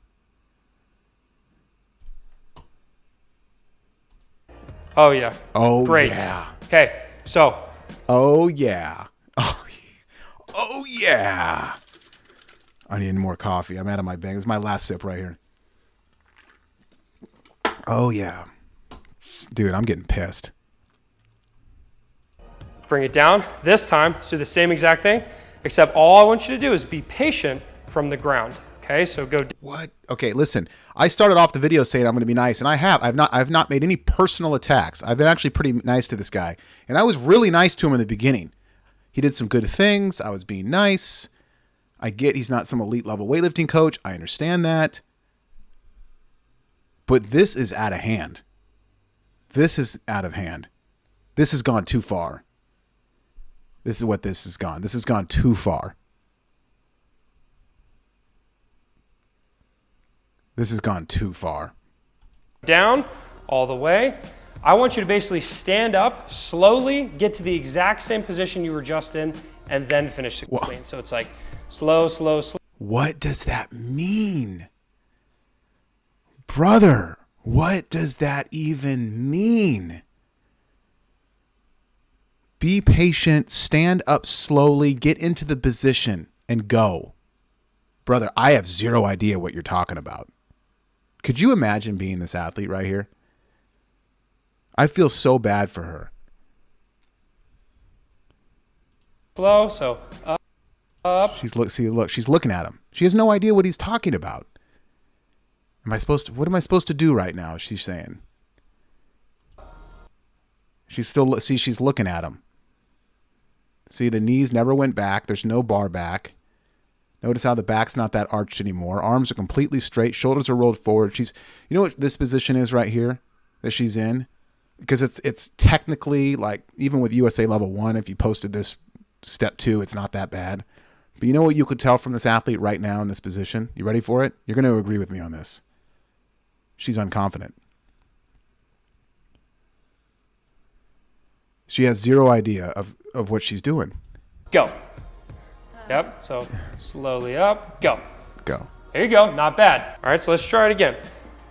Because, man, when you're going just above the knees, it looks fantastic. And I can see how easy the bar is moving. So now we just want to combine it all together. Combine it all together. Whenever you're ready, so up, go. Go. Oh, my God. All right. It's getting worse. A little hitchy, it's fine. A little hitchy is right, brother. You're destroying this lady. She's now pausing above the knee. Oh, man.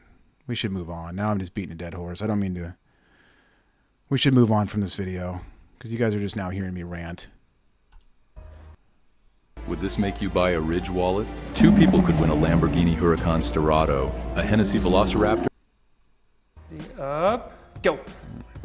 And I think you can probably even go a little bit sooner. Basically, it's like once that bar gets to here. What? Right, you should feel it. Once it passes over the knees, that's when you get that hip extension.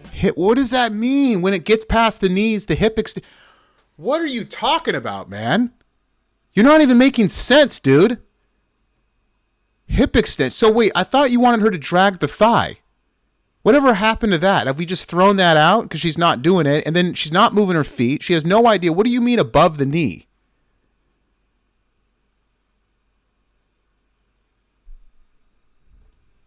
Just do it on your own. Do it on your own. Ooh, there you go. Wow, that was fast. But that was very good. There you go. Excellent. Do one more. Oh, yeah. Beautiful. That was fantastic. Bravo. Excellent, excellent, excellent. So, you can see there, we saw an error. So the feet didn't move. She didn't drag the thigh like he wants.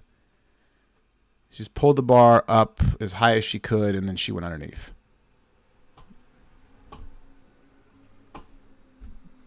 Or 2. I gave her a couple quick cues. Like for the first one was she was holding onto the barbell and not letting it sit on that front rack shelf. I showed her a cue, made her feel what it was like to actually catch the bar. She hasn't made that mistake since, and now it's resting really, really well on that front rack shelf. Next, she was missing getting the bar to her pockets. Right? She was missing actually getting the bar to her hips to get that full hip extension. Instead, she was basically pulling straight up from the knees. So what I did was, rather than work from the ground, I just said, hey, let's work. Brother, you didn't do anything, man. She didn't ever touch the body. She never made contact with the bar, or the bar contact with the body. There was no contact. There was no even thigh drag that I disagree with. But even if you were trying to teach her to thigh drag, there was nothing. What are you talking? You're being filmed. You got your fancy lights behind you. And so what you're trying to do is you're trying to like basically fluff this up. You're trying to put salt and pepper on it and put sauce on it and say, oh, everything was great. This is what I told her to do. From the minute she grabbed the PVC pipe till now, she's probably only gotten worse and she has no idea what she's doing. But you're going to put a conclusion of goodness on it. So all the people that are watching and 530 people that like this video and all the comments are going to go, wow, because they don't know what they're looking for. So your normal person doesn't know what they're looking for. They're not like me sitting here. They're not like you on YouTube listening to my podcast. So they're just going like, holy smokes, wow, she's gotten a lot better. This guy's on fire. Where is he out of? Man, my kids should work with him and I should work with him and blah, blah, blah, blah, blah. And he's done absolutely nothing. The knees again. We practice. You got it. And then once we got to the ground, after just a couple practice reps, boom, now it's nice and smooth. So with that, I think that is a great potential way to end the video, except we got to end with a little bit of plates on it. So just to try it out, we're going to add 10s to each side. 10s? And I'm going to let you try to do your first clean with plates on it to see how it feels. If it doesn't look great, that's totally fine. I think we've made a lot of progress so far, okay? Just think the fundamentals. Okay, so not 10 kilos. So she's going to go 30K. Well, of those 10s, that's 5. Yeah, so 30K men's bar. Here we go. Your hook grip, get your good setup position, and then whenever you're ready. Oh yeah. Shit. Woo! Wow, look at him. Look at him. Look at this fraudster. Sorry, that was the first mean thing I said. Woo! Look at that. Look how good that is. Are you kidding? You want to watch this again? Okay. Just think the fundamentals. Get your hook grip. You want to watch this again? I'm not saying she's got to look like Toma. Okay? And then whenever you're ready. The start position is crazy high, but we didn't go over the start position. Why go over the start position? We didn't even coach the start position, so I won't even mention the start position because we didn't even coach it. We're gonna pull the bar. Look at this screenshot. Look at this pause. We're gonna pull the bar straight up as high and as hard as we can. Look how it's 19 feet in front of her. There's no scoop. There's no contact, of course. There's not even a bar drag that he was trying to make her do. It's just take the bar and then just pull it as hard and as high as you can. That's all she's doing right here. That's all she's doing. I'm going to go back a little bit so I can get a pause at the end of the finish. Gosh, wait, hold on. I'm missing it. I'm trying to get the very peak here. There it is. There it is. That's what we learned. She's on her heels. She's not even fully on her. She doesn't even extend on her toes. She's on her heels. The bar is past her belly button, close to her chest. She stood up and she's doing an upright row like a bodybuilder. She's Dana Bailey. She's 29 weeks out from Miss Olympia. Yeah, it's the scarecrow. This is it right here. This is what we've been learning. There's not a weightlifter on planet Earth at a high level that even gets remotely close to this position whatsoever. But this coach is saying it's fantastic. I don't even know what I'm looking at right now. And of course, no shot at Nikki. She's just being told it's not her fault. This is not at Nikki. I've made that clear like 100 times in this video. So anybody that like hates on me for that, please. It's how she's being taught. Now let's go under. Ready? So she doesn't move her feet. So there's no feet movement. Okay? And notice how she comes up on her. Look at this. This is the catch. Are you guys seeing this? She's on her toes. Her heels are up and she's completely forward. Before she even has a chance to recover from this awful position. By the way, there's no talk of depth either. We haven't even gone over depth. Like, we haven't talked about power depth. See, when I coach the power, what I want is athletes riding the line, even with lightweight. At 90 degrees is obviously the power line.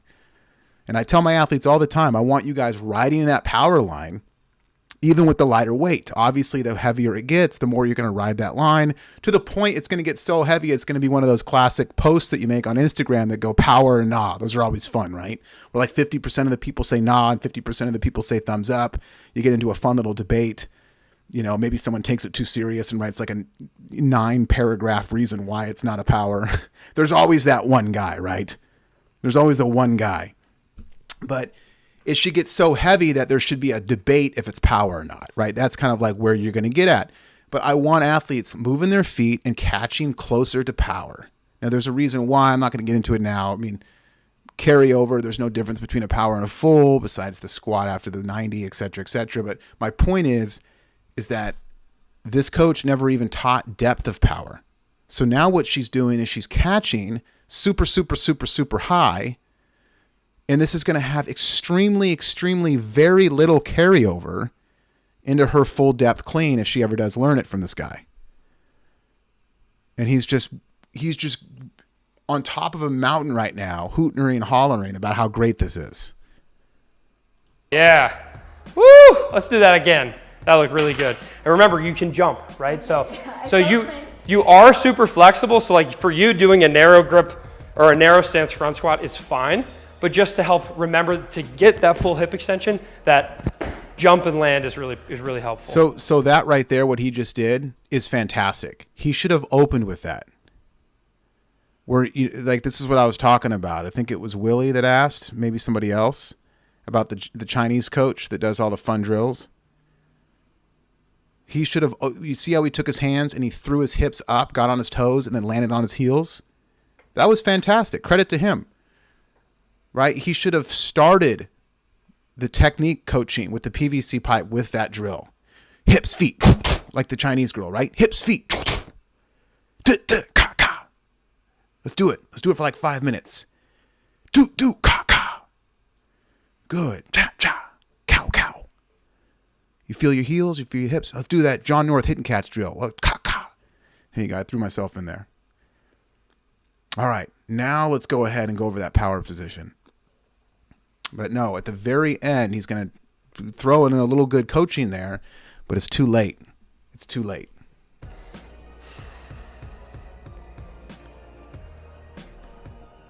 There you go. Nice. All right, one more, except this time I'm going to make you jump. Just jump. Just jump the barbell up. Just a little bit of foot. Now that's good coaching. I like that. Listen, I'm giving this guy all the credit in the world, by the way. Any little thing he does that's good, I'm blowing up in a good way because I'm trying to be as nice as I can. That is really good coaching, by the way. If an athlete doesn't move their feet, the best thing you could do is just say jump. Don't get too technical. Just say jump. Glenn used to do it all the time. Just jump. No, Tracy, I don't want you to think. Just jump. And then they'll jump up, and because they try to jump up, they actually end up jumping down. Foot movement. There you go. She didn't jump. Excellent, and relax. So you can see, as soon as I made her jump, she pulled the bar like up to here, right? And that's what you have to be careful of. What? So that's a good thing? She pulled the bar to her eyes? What does that mean? First of all, she didn't jump. Her toes never lifted off the platform. What does that mean? Oh, excellent, and relax. So you can see, as soon as I made her jump, she pulled the bar like up to here. She pulled the bar up to there. What are you talking about, dude? You mean, what?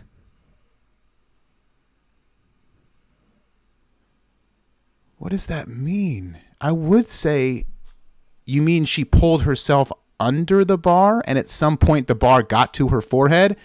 But that would be the snatch. This is the clean. How would the bar get to her forehead? Am I losing my mind? It's a rack position. Right, and that's what you have to be careful at. When you have an athlete and you give them a little bit of advice that's going to make them more powerful, sometimes the barbell will surprise them. And it's going to pull way higher than they. What?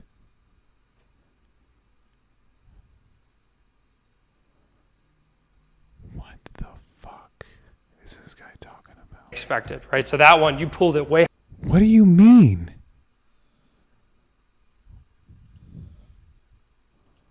Look at her smile at him. Gosh, she's great, man. I love Nikki. She's great. She just wants to get good. Hip extension that. Okay, let's watch the bar get really high, which I guess is a good thing. But I thought that in the beginning he said you want it to peak at your belly button. Jump and land is really helpful. All right, here we go. Here goes this high bar he's talking about. I'll pause it. There's the end of the finish. Hey, she's up on the toes. So yeah, that's it right there. And then she's under. So, I mean, first of all, in my coaching, that bar is peaked way too high. Now, granted, I will say, this is definitely, I don't think this guy even knows different styles. So I don't want to give him too much credit with that. It's not like he's purposely this guy's not purposely saying, I'm not going to go too catapult. I'm not going to go too Eastern European. I'm going to go a little more triple extension, old school, a little more vertical technique. Okay, a little Nork Vardanian, right? He's not even thinking that. He doesn't even know the difference. He was just taught at some certs, and here he is. But this bar is peaked just way too high, and not a good way. But you know, let's just keep. I just don't understand why he's saying the bar is so high. There you go. Nice.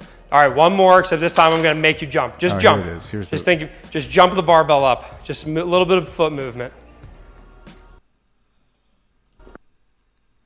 She's doing a reverse curl. The bar's below her chin. I don't know why he's saying like the forehead. It's a reverse curl. There you go. Excellent. And relax. Athlete, I would be more comfortable. Would this make you buy a Ridge wallet? 2 people could win a Lamborghini Huracan Storado, a Hennessy Velociraptor, or 100. Adding a little bit more weight, because what's cool is that as you add weight to the clean or the snatch, as long as their movement patterns are pretty solid, all that's going to happen is they're going to have to move more efficiently or they will fail. And that's totally fine either way. Like, you won't be able to over pull the barbell as it gets heavier. Instead, you're going to catch it perfectly on your shoulders. Oh my gosh, I'm just done. Overall, I think you've done an outstanding job. I hope that everyone who watched got something out of this video. We fixed a couple really common mistakes that people make. She did a great job implementing the hook grip right away. She was very coachable, and for that, we thank Nikki in the comments. I would love to know your feedback in the comments below. Let me know what is one thing that you learned from this video, or what's maybe something that I missed. If you're like, hey,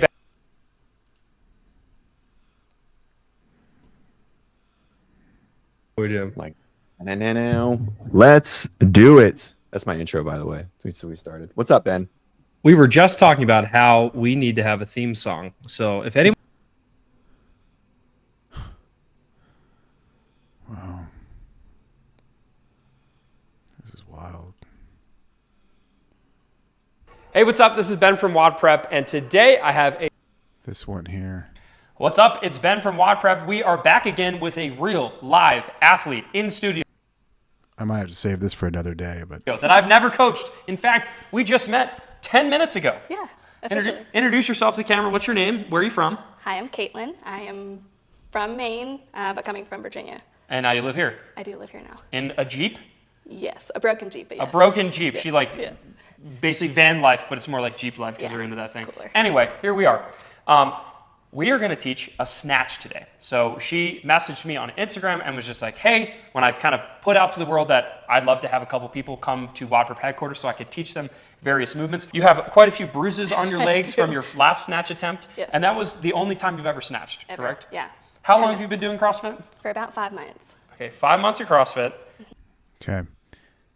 We're going to do this video quickly. But, and again, listen, this was a random pick. I'll click on any video off to the side scrolls here, and if it's fantastic, I'll spend the whole 30 minutes of the video praising the coach and talking about all the great things that is being taught and help you with your technique and things to work on, and it'll get me on some rants about more technique and stories and all that. So it's not like I'm looking for bad. I want to make that clear. This is just what happened. So sorry if I'm negative. But first of all, why does she have bruises on her leg if she's doing the snatch? That doesn't make any sense. You've snatched one time, and you said it was about 10 minutes of coaching.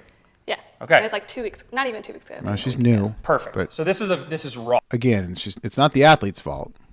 This is like, she has very little experience being taught how to snatch. I have no idea how well she moves. We're going to find out. We're going to test. We're going to see what she can do with a PVC pipe. And then by the end of the video, hopefully she's moving that PVC pipe or maybe even the barbell a little bit better. That's the goal here, is to teach you the fundamentals and show a couple points of performance. So with that being said, if you want a completely free how to snatch guide, we've put one together for you. Stick around to the end of the video. Oh my gosh. Could you imagine? I'll tell you exactly where to get that. And without further ado, let's start. You can sell this $5 spatula on Amazon and compete with hundreds of other spatula sellers, coaching. So first things first, without any coaching from me, Yeah. grab that PVC pipe behind you and just off of memory, give me your best demonstration of a snatch. Okay. First of all, she needs to back away from the squat rack with the red kilos behind her. It's very dangerous. Get some space for this lady. Didn't we learn this with Kevin Ogre? We didn't learn from Kevin Ogre, did we? It's a shame. Holy smokes. That's really good. We have a really good starting point, okay? There's people, if I did that for some people, they'd be like, yes, perfect. You know, like, but that was way better, okay? So fantastic. Thanks. All right, so here's what we're gonna do. I'm gonna have you pick up this PVC pipe, and the first thing I actually want you to do is let's find our grip. So the way that I find my grip is actually just lift one leg so that the bar is sitting in the crease of my hip, and then you wanna have your elbows straight. Yeah, so right there, that's probably about the perfect grip for you. We'll play. That's a pen like cute, by the way. It's a good coaching tip. For you guys hear that? That's good. That's really good. Pop your knee up like that. It's a good tip right there. Also, just your grip should be where you're comfortable in the catch. That'd be my coaching. It shouldn't really matter where the bar is because the early arm, the arm bend and the scoop will fix everything. Doesn't matter. It has zero matter. Your grip needs to be a certain grip for the contact is not correct. Because if you have good arm flex in the scoop, you're going to place the bar, you're going to direct the bar into the hips where you need it to be. The grip should 1000%. If you're listening, YouTube, give me a thumbs up. A lot of people are listening right now. I want to see a check-in board. Who's here with me? 1000% your grip should be how you feel in the catch. Write that down. Okay? We're going to get technical on this one. Screw it. Let's do a 20-minute video here. Play around with that a little bit. From there, put the PVC pipe over your head. And then can you go all the way back? Can you do a full shoulder release? Perfect. So let's do like 5 or 6 of those just to get our shoulders nice. That's fantastic, by the way. Great exercise. If you guys type in Glenn Penley, John North, stretch exercise or whatever, there's a bunch of me and Glenn doing stretches like this with a PVC pipe.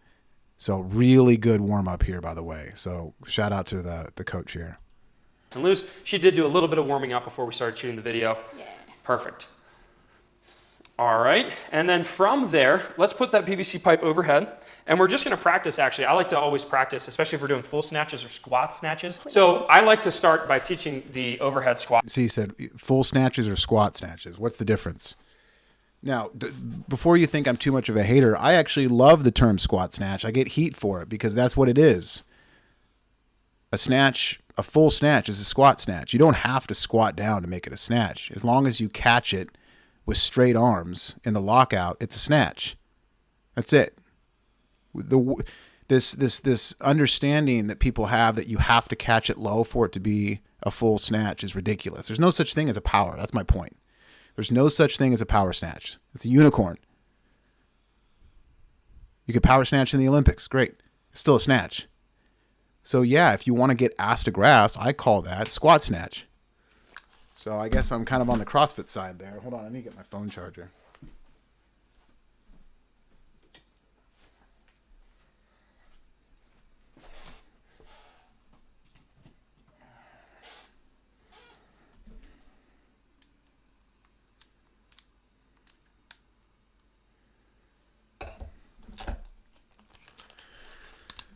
Okay, we're back. And making sure that the athlete can get into that position before we start having to get into that position dynamically, okay? So from here, here's what I would like for you to do. Overhead squat looks like this, okay? So my hands are nice and wide, my arms are straight, my feet are just outside of my shoulders. And what I like to teach is I actually teach push the butt back a little bit. So it's butt back, and then from there you're pulling yourself down while you're pulling the PVC pipe back, below parallel, and stand. I love the fact that he said push butt back. Really good coaching there. Push that butt back and your catch and your pull under, your catch, your overhead squat like this. It's going to create a good eagle lock, a turn through that I coach a lot. getting the torso in front of the bar, punching the bar back at the same time, chin down, eyes straight, where you're loading the weight on your upper back rather than your shoulders. What I want you guys to understand and what I want you guys to do is always load the bar on your back, never your shoulders. Something I'm working with Jason Barrow a lot. He's a freak athlete, very strong. Jason, if you're listening later, you know, you're just you load the shoulders, you load that core, you know, brick by brick, just a little too vertical. And Jason's doing a really good job of creating more and more turn through, you know, and that's exciting. So yeah, I like the butt back philosophy here. You don't usually hear that, by the way. It's a good one. I have a feeling you're more flexible than me. So let's just see a couple overhead squats and I'll go from there. There you go. So great mobility. Why is that great? It's horrible mobility. Now, I'm not saying this to be mean to, I wish her name was in here. What's her name? She isn't post. Can she get lower? Absolutely. She looks like a phenomenal athlete. I bet you 100 energy drinks this athlete can get lower. So I'm not knocking her mobility, but that's not good mobility. She's squatting basically to 90 degrees, maybe an inch lower, and he's just saying great mobility. Why is that good mobility? All the way up. Do like 3 or 4. So that's 90 degrees right there. That might not even count in a powerlifting squat in competition. Maybe. That's right on the line, right? Now, I will say overhead looks good, you know. Her head's in front of, from the side, I bet I could see her ears, which I like. I think her grip is too wide. I like a narrow grip in the snatch. It's hard to tell with the PVC pipe, but it's pretty good. But again, why are we not, if we're doing overhead squats, why are we not going ass to grass? Why are we not getting lower in the squat? And so this is a common mistake I see for a lot of weightlifters as well, is make sure that you're squatting low in your overhead squats, in your snatches, your cleans, your back squat, your front squats, double bounce, pauses, all of that good stuff. Create a relationship with the snatch, with the depth. Nice. So from there, overhead squats looking good. Now, having established that, I want to actually practice dropping into an overhead squat, and then we'll work on the pull and all that stuff. So from here, with my feet wide, all I'm gonna do is just barely do like a little press of the bar up and drop into my partial overhead squat and stand. And then eventually what we're gonna do, as you feel more and more comfortable, is dropping under into a full overhead squat. So basically we're adding a little bit of speed to that overhead squat that will actually mimic the receiving of the barbell overhead. Okay, so let's try it. I'm just going to coach you through it. When I say go, just give it a little bit of a press overhead and drop into a partial overhead squat, and then we can slowly get lower and lower. Ready, drop. Wait, do I lift up? Yeah, so just press the bar overhead and drop into an overhead squat. Just like that. Yes, perfect. Okay. No wow, feet. So flexible. That's cheating. Again, all right. coaching is so. He needs to break it down with dip, drive, punch, move your feet. So try it again, back to the shoulders. This time what I want you to do is I just want you to jump a little bit, because when we actually do the snatch, we're jumping off the ground and then receiving it. We're like catching it in the squat position. So maybe bump your feet in a little bit more. And now when I say go, you're literally just gonna press overhead and drop. I wanna hear your feet. You hear how my feet are hitting the ground? Yeah. I wanna hear your feet as you drop into that squat. Okay. Ready, go. Yes, beautiful. It wasn't and that stand. loud. The reason why it wasn't loud is because she doesn't know what feet mean. So I would just be more specific, and this is good coaching for you guys, is the fact that you want to focus on heel thud, not just feet. Feet can mean anything. Is that toes? Is that the biggest mistake? Is that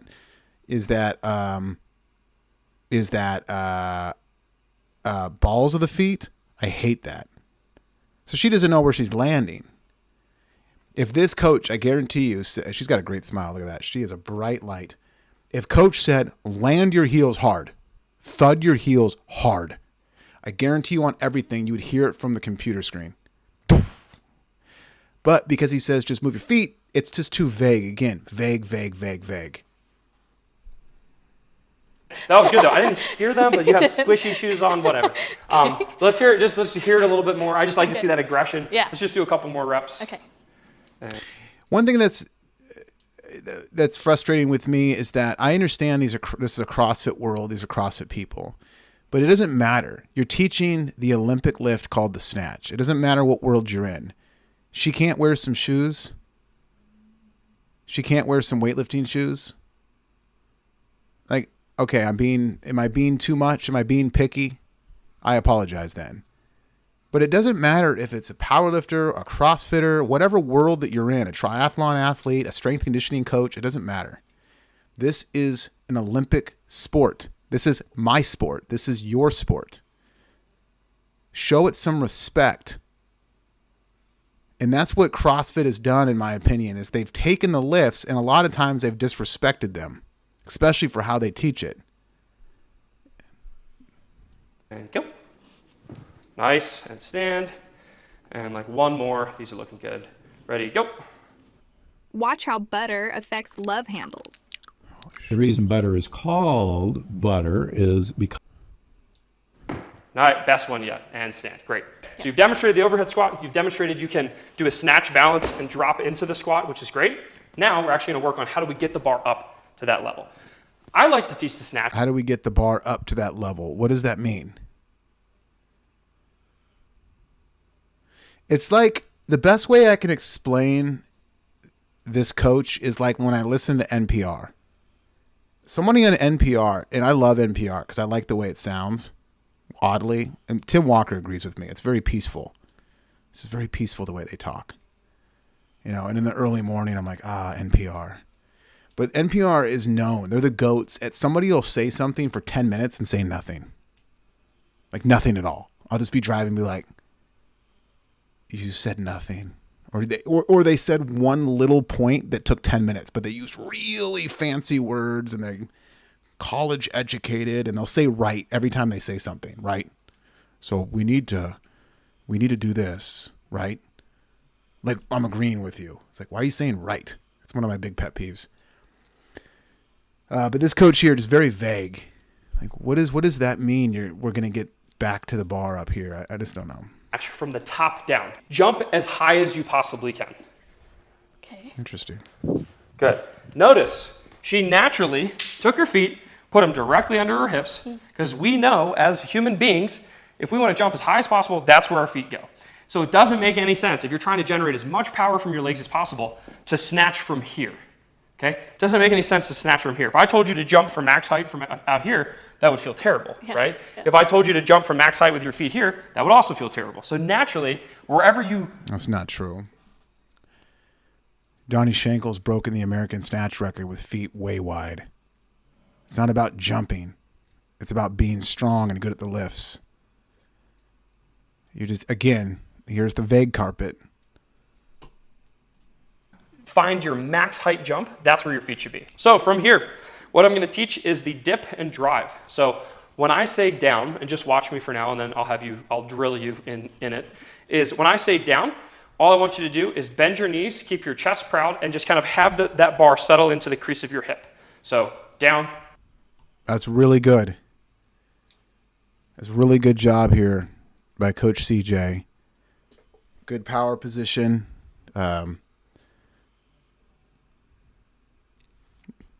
Everything looks good. Up. And all I want you to do is... Here he goes with the whole shrug thing like he did in the clean. But also for you listening, since we're using this video to get better ourselves, is when he says let the bar settle into the hips, screw that. I want you to, that PVC pipe listener should be bending around your hips. You should be pulling that PVC pipe back so hard, listener, that it's bending around your hips. Why? Because that's what happens in real life. You want to pull that bar back so hard, and you've seen the videos, right? Where I call it hugs you. That oscillation is going to, it's a Christmas hug, right? And then you're pulling back like a cowboy on a bull for 8 seconds.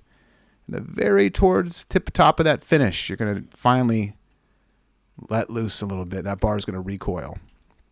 So you really want to pull that bar back extremely hard, creating max tension in the hips. So when the coach just says, let it settle in the hips, I couldn't disagree more. pull it back into your hips in this position even as hard as you can. That's why I like my athletes to pause in the Pendlay 1. I like them to hold that power position right there. And I'll look at them. If I'm on Zoom or if I'm on the page doing screenshots, I'll say, activate your lats more and let me see more bicep flex. And they'll be pulling that bar. I go, listen, try to be like a magician and cut yourself in half. Stand and shrug. So down, up. And all you're doing is you're basically jumping. And then as soon as you get full extension, as soon as you get actually a jump in, you just kind of let the bar drive your shoulders up. Just what? As soon as you get a jump in, you let the bar drive your shoulders up.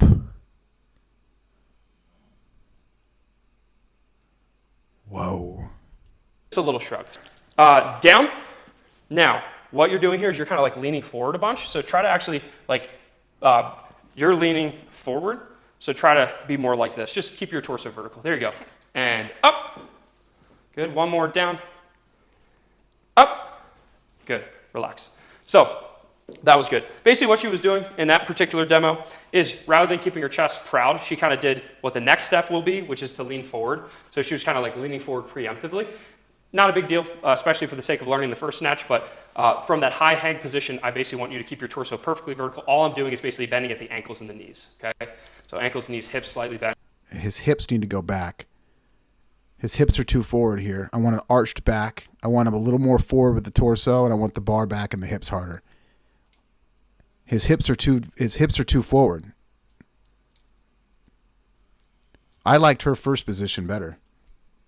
And doing a little shrug. Now, from there, all we're going to do is we're actually going to add in a little bit of a high pull. So for the barbell to get over our head, the bar needs to drift up close to our body into this high pull or scarecrow. Gosh, here's the scarecrow. I can't believe this came out 3 years ago.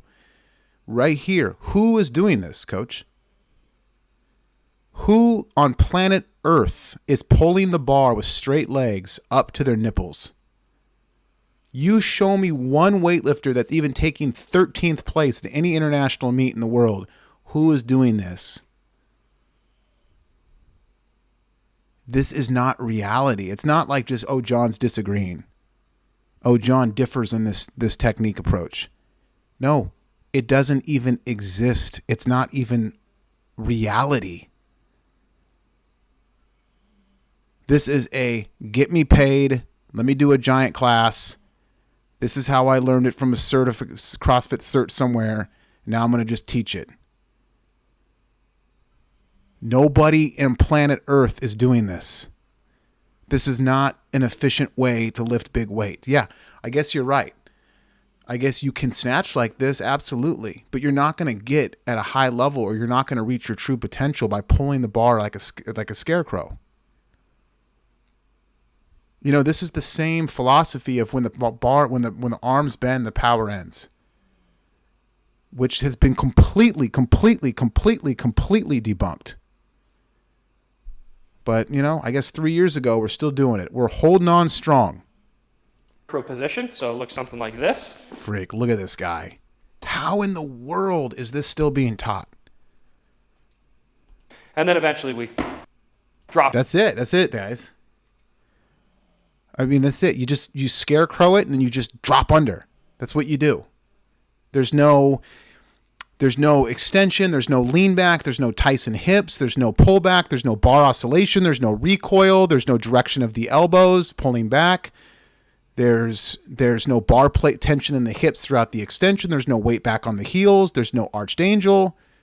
There's no nothing. All of that is false. You just want to pull it as high as you can, and then you just jump under. This is what you do. You just go underneath.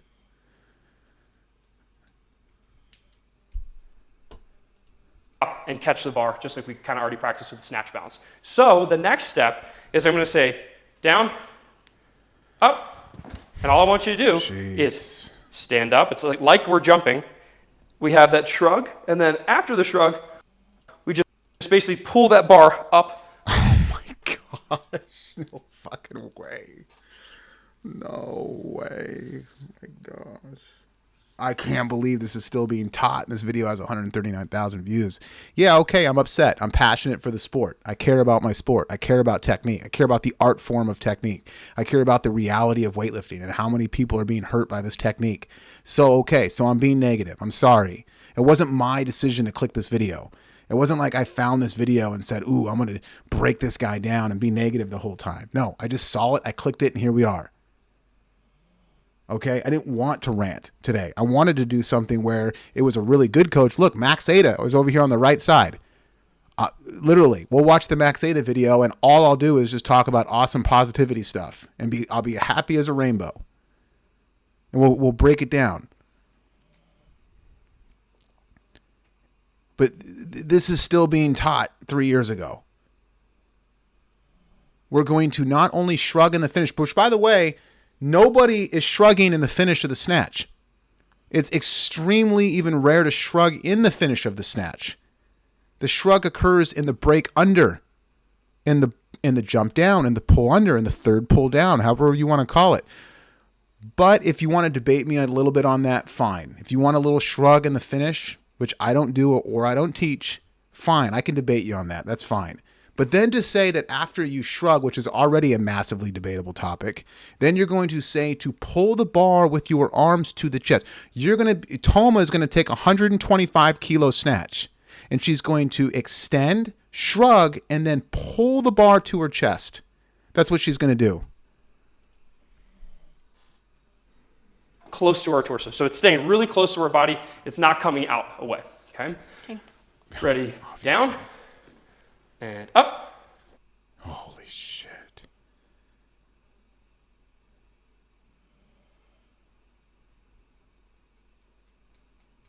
Dude.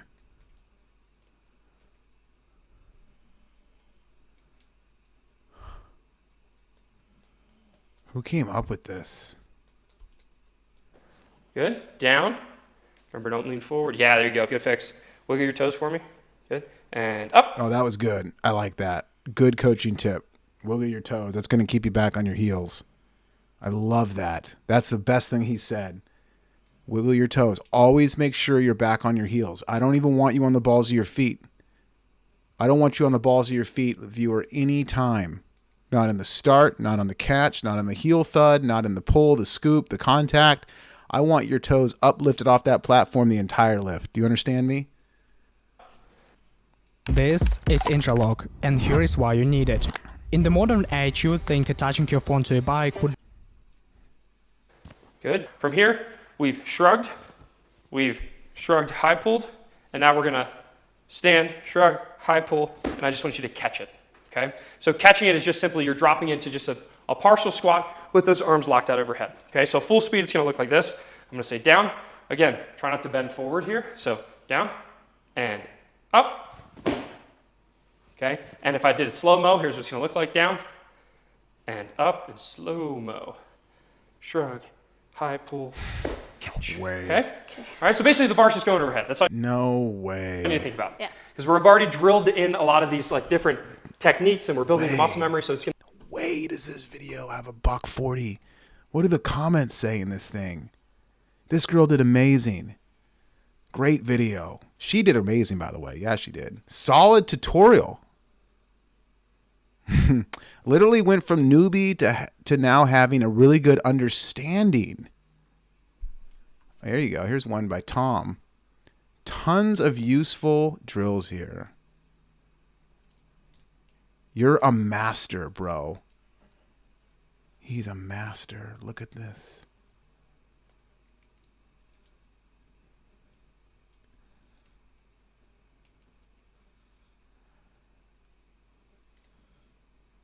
Holy smokes. Good. I've always wondered how to do these Olympic lifts. Now I have a better idea. See, these people are learning how to lift weights like this, by the way. So, get into coaching. Hey, you listening, get into coaching. As full-time, right, like me, or part-time, or a side hustle. Go out there, lift yourself. Live with some heavy hitter cats. Get your fingernails dirty. Learn street weightlifting. Learn it, study it. Watch the slow-mo videos. Do it yourself. Train. Okay? Be a student of the sport. You listening? Are you listening to me? Build your street coaching. And go coach. Guys, ladies, we need you. Go coach the real way. There's not a way, there's a million ways. Okay, I'm not saying you have to be just like me. But go coach. Open a gym. Coach at your local school. We got to fight the good fight because this is what we're up against. It's going to happen naturally. All right, ready, down, up. Good, and stand, nice. Down, hold it. Straighten out that torso a little bit, there you go. And up, good, cool. And then do me a favor and turn 180. I just want to show one thing.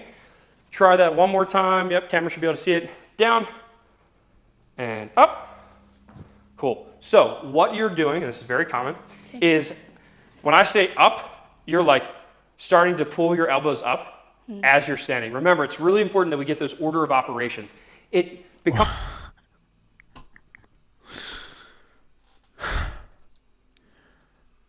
Order of operation. That is so nice. Boy, that sounds good.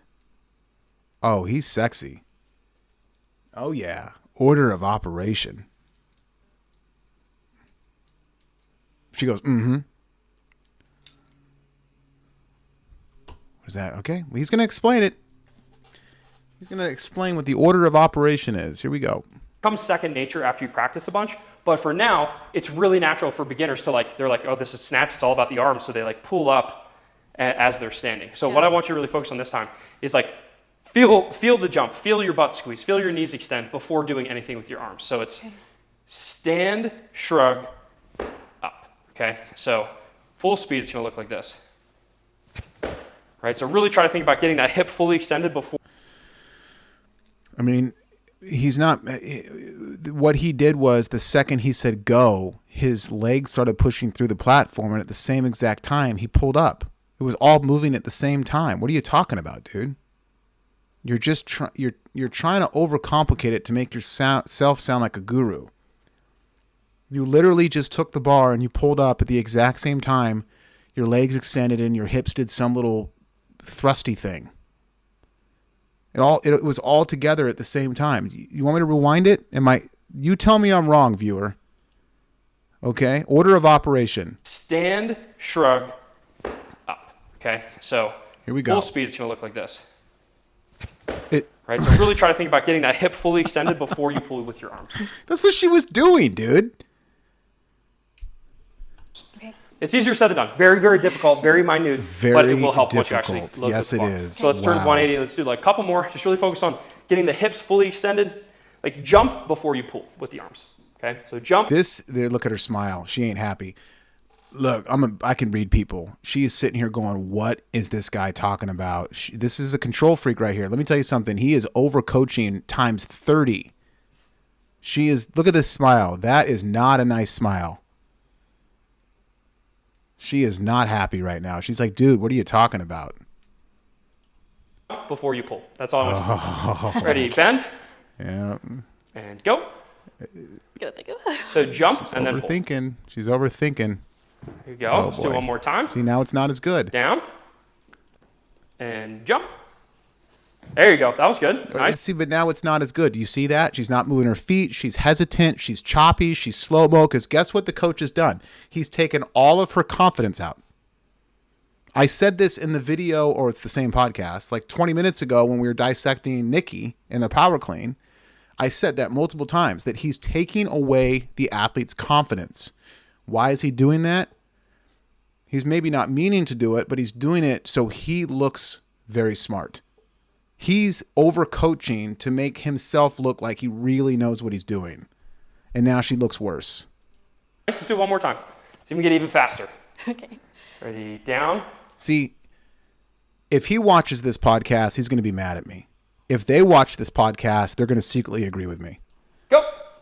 Yes, very nice. Good. So hopefully you guys saw there on camera how she got the hip extension, like almost exaggerated hip extension, and then got under the bar. That's what we want, because that's what's going to get more power. What do you think stronger, your legs or your arms? Oh, my legs. Legs, exactly. We want to make sure we're using our legs for as long as possible before we transfer to the arms. Okay, cool. So all we're going to do now that we practice, what we've done right here is what's called a high hang power snatch. Okay, so from here we're actually going to start working our way down to the floor. So we've practiced here. You know how to go up and overhead into that power snatch. Now what we're going to do is from here we're going to start bending, and we're going to practice a hang snatch. So from just above the knee, we're going to practice the same position, and ultimately what's going to happen is when I say down, you're going to bend, and then you're going to lean forward with your barbell over top of your knees. You should feel lots of tension in your hamstrings. And then when I say up, all you're going to do is the same exact thing. You're going to stand, jump, up, down, so flex, and then lean forward. Good. Now all I want you to do is straighten out your knees just a little bit more. Do you feel it in your hamstrings? Jump, Cool. you're saying jump up? Is that what he's, because right when he makes contact with the hips, he's saying jump. Is that what he's saying to do? You're just jumping up in the air, which is not reality, of course. You're extending your legs throughout the entire finish, but he's okay. I'll just push play. And whenever you're ready, you can snatch. She has no idea what she's doing. Teenagers are building businesses with AI, while the only AI you know is ChatGPT. Let's be real. Most people. Wow, beautiful, very nice. Cool. That was fantastic. All the order, like that was great. Timing was great. I almost don't want you to do it again, so I don't want you to mess it up. But you have to. So turn 180 so the camera can see. Cool. Let's try it one more time. So down. Basically, what I want you to do is feel the tension right here. Make it around you. Hold it. Do you feel that tension in your hamstrings? Yeah. If not, straighten your knees out just a little bit more. We should feel that tension. There Good. you go. Like nice, that. proud chest. I like that. He does have a very good automatic feeling of the Superman pull, which I really like. He's very into the arched back, the shoulders in front of them. I mean, of course, he doesn't say any of this stuff, but I assume this is what he means. The shoulders are in front of the bar, good hamstring stretch. Knees are pretty back.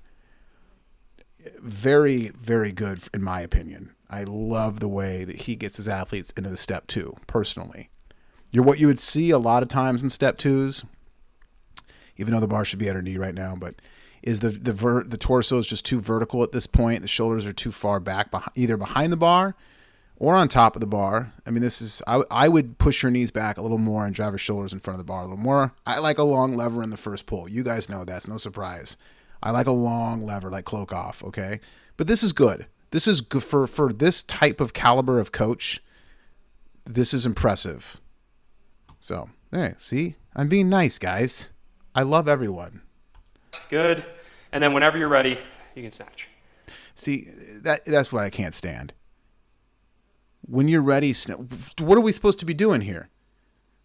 There's no direction. So if you listening right now, there's got to be direction. From here, it's just go, I guess. We're just going to pull up, jump, and catch. That's all we're going to do.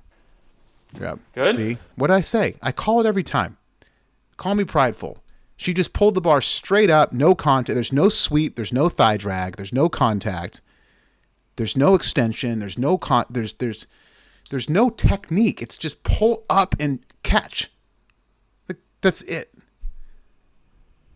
Why don't you try that one more time, because you didn't get full hip extension that time. The first rep was perfect. Dang it. Second rep, not so much. That's fine. Okay. But you haven't coached hip extension. You haven't talked about what that even means. I don't know what you mean. I don't know what kind of philosophy you teach. So above the knee, good, nice. Whenever you're ready. Hip extension. Yes, good, good, good. Right, nice exaggerated hip. What? It looked the same as the other one. That was fantastic. Good job. Okay, so from here, we're going to just keep working our way down a little bit more, and then it's the full snatch. All right, we're just going to do 2 more minutes of this, and then I'm going to go to coach over here, who's my Pan Am coach, by the way. Okay, and then I'm going to go to Max. We're just going to do a little bit of videos there to show you the contrast. And you're almost squatting to full depth, so it's not even a power snatch, but whatever. And then all we're doing now is we're basically just sitting down. Okay. I'm just going to watch. So all we're doing. We're going to watch one full shoulders, snatch, and then we'll move on, because this is a lot of this guy here. And hips drop, and the barbell is going to sit right at about mid-shin, because if we had plates in the bar, that's where it should sit. And then what I'll do is I'll play around with your form. You have a lot of bruises on your leg. That's because previously when you were taught, you were saying like, hey, we got to keep contact. Yeah. Like you had a barbell smashing against your legs the entire time. Yep.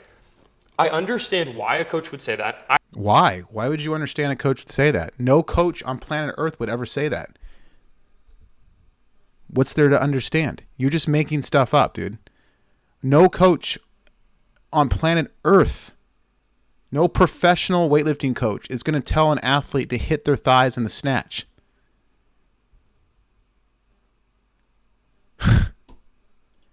I don't want the bar smashing you the entire time. The entire time? What does that mean? How in the world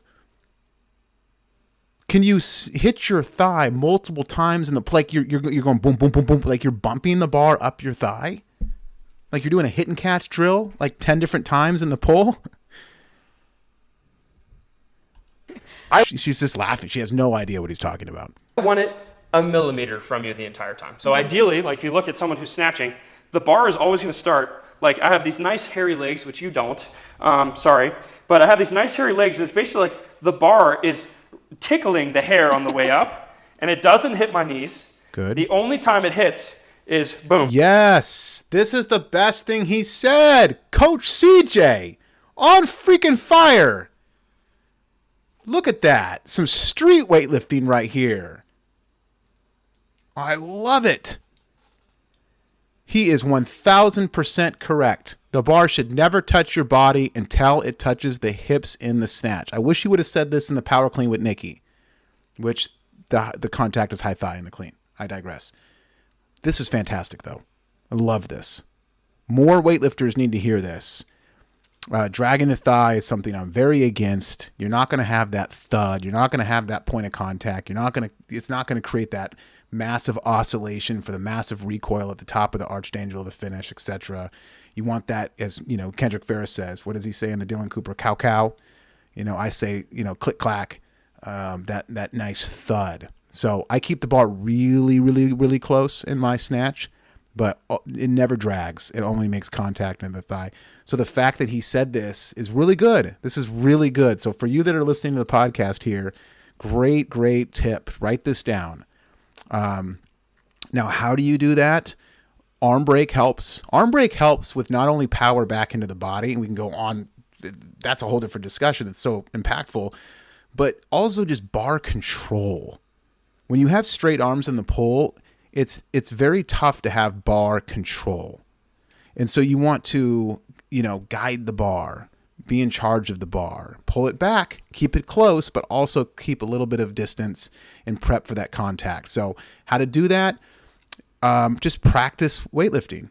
I did a morning podcast on that. Simplify the complex. So freaking awesome by Coach CJ here. I know he's mad at me. He probably hates my guts for this podcast, but I've actually complimented him way more than he thinks. And so there you go. Right here, when I'm back in that high hang position that we practiced. Mm-hmm. So all we're going to do... High hang position? Just call it a power position, man. Because we're just going to practice a couple... I don't want to throw the full snatch at you quite yet. What I want you to do now when I say down is just go through this. You can pause here and then just sit your butt down. I'll play around from this position. So the 1,000% she's not going to make contact with her hips. Why? Because even though he's right on the money, okay, he's doing a good job of saying this, he's not teaching her how to do it. That's the difference. Like if you've taken my seminar, and I'm not trying to be self-promoting here, but that I'm going to break down how to do the first and second pull, how to break the arms, how to activate the lats, how to keep the bar close without touching, how to make the hows must be discussed, but they're not. He's saying to do it. That's great. But she has zero idea how. And that's what separates a good coach versus an average coach. And then when I say up, all I want you to do is just stand nice and slow and kind of explode at the top. Just do a snatch. Right there. Stand all the way up and explode kind of like that. That's it.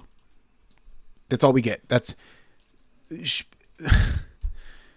so vague. She has zero idea what the heck he's talking about. Pull, and then we'll eventually put it all together, okay? So line up with the camera. Yep, get the feet. So could you jump as high as possible? Nope, there you go. Good fix. It's a good fix. And down. It's good feet. So down, down, down, Man, down. it's going to be brutal. Good. Find a nice balanced position. So from here, I'd say your hips are really, there you go. That's good. Nice. I was going to say your hips are really, really high. Do you feel balanced there? Like if I came and... It's not about balance. I mean, he's good job with getting the hips low, but he's not explaining why. I guess, I don't know. I guess he has a point.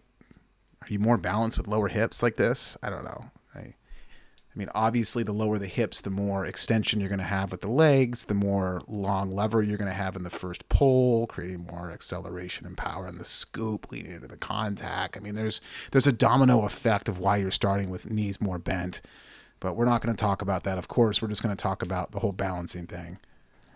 All right, you need to work on the balance a little bit more, okay? So ideally, like if I comment on... I've just never heard that before in 21 years. I've never heard get your hips lower in the start for more balance. It's not about balance because when you have weight on the bar, what is the bar doing before you break? YouTube, you guys got to get more talking to me here. What's the bar doing before we... I think there's a delay, but... Well, it's digging into your shins. That's why I have holes in my shin. If you've taken my seminar, I've shown you the holes. I did that dot YouTube video. Have you guys seen that? The technique one I did? Chalk dot? And so what you're doing is with those low hips is that bar is digging into your shin. So the bar is actually holding you up in the start position. And then once it's time to break, you're shooting your knees back. And so, I mean, to say to get your hips lower because of balance is just, I don't know. I've never heard it before. I've had some pretty good coaches in the past, but. I like push you in those positions, Yeah. you shouldn't fall. So hips bent. Well, Feel the she's tension. going to fall. She has no weight Down. on the bar. Nice. Good. And then basically like, can I... Good. Well, now she's prepared for it. Gosh. Okay, I'm sorry. Just push play. All right, nice and balanced. So from here, I'd say maybe have your hips up just a little bit more, okay? And just stand. So stand nice and slow and jump. Go. See? Yes, No perfect. contact. Let's do that one What more did I time. say? This time, turn one. What did I say, YouTube? Not trying to be prideful here, but I just said there's no way on planet Earth. It's not like I've watched this video beforehand. There's no way on planet Earth she's going to make contact with her hips. She has zero idea how. She hasn't been taught. She's going to stand up and then jump and shrug. Pull straight up. That's exactly what she did. I haven't been wrong in the last hour and a half of this podcast. 180 so the camera can see. So down mid-shin. Hips up just a little bit more. I think you're getting a little squatty. There you go. Nice. And stand slow and jump. Pull. Good, See? not bad. There's no... All right, let's do that again. Down to the bottom. Brother, you just told her to keep the bar close and come into the hips. You're not teaching the most important part of the technique. This is what coaches do. Hold on, my wife's calling. Baby love. Hi, honey. I've turned into a streamer. What? You're live on YouTube right now. Oh, okay. Hi, YouTube. I'm actually probably in trouble with coaching. I've been on YouTube for like 2.5 hours. Oh, boy. Yes. I'm watching weightlifting videos and breaking down bad coaching techniques. Okay.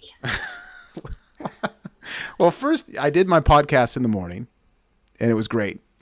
Did a ton of coaching on the Facebook page. Zoom was a little slow because it's Thursday. And I'm like, you know what? I'm just going to watch weightlifting videos and break it down. And I clicked this one guy that's got me on some rants. Okay, and you're still live right now? I'm still live. I need to get off. Okay. Okay. Are you off work? Yeah. Okay. I'll call. When you get off YouTube, call your wife. Okay. All right. I love you, babe. Love you. Bye. Bye. Oh. That is the funniest thing in the world. Okay. What was I saying? Oh, the most important part is the golf club hitting the golf ball. But we're not even going to address the fact that she's not. See, this is why I love my hit and catch drill. Sorry, I'm being self-promoting, but I love the hit and catch drill because it teaches the athlete how to make contact, where to make contact, the feeling of contact. You can hate me all you want. At least love the drill. Okay? Even if it's more of a Sonny Webster where he kind of, messed with it and did something different where it's more of an up and down hit. Whatever. I don't care what it looks like. Get creative. But as long as the barbell is making contact in your hips, and you could feel it, that's so important for an athlete. And a coach needs to teach that. Okay? Even if it's not crazy catapult, I know some fantastic coaches that are not huge bar body contact coaches. That's fine. But you at least you at least have to have the athlete get into the power position before the finish. And this athlete is not. Now, I'm ranting for the benefit of you. I want you to take notes on this and understand this, is that this athlete is not bringing the bar into her hips. You know, Jared Enderton, my old teammate, used to say catatry. That's fine with me too. There's where lifters bring it into the hips, but they don't really keep it in the hips throughout the finish. They don't have a ton of oscillation because right when it makes contact with the hips, they do kind of pull up and they're a little more triple extension. They're a little more vertical in the finish. That's fine. That's not how I lift or coach, but that's okay. I'm okay with the catatry. But you at least have to make contact in the power position. That is my point to you. And this lady, who, bless her heart, she's amazing, is being led by this guy who's not even breaking that down whatsoever. So mid shin, good. Now the PVC pipe, naturally, when we actually get the bar, it's gonna be like right here, okay? And stand and jump. Nice, good.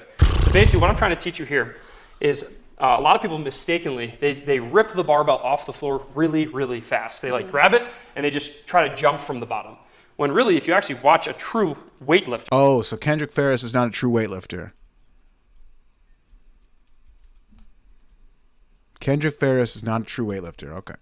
They're kind of like slow, really, really fast. So I don't want you to rush that first part, especially as we're practicing for our first few lifts.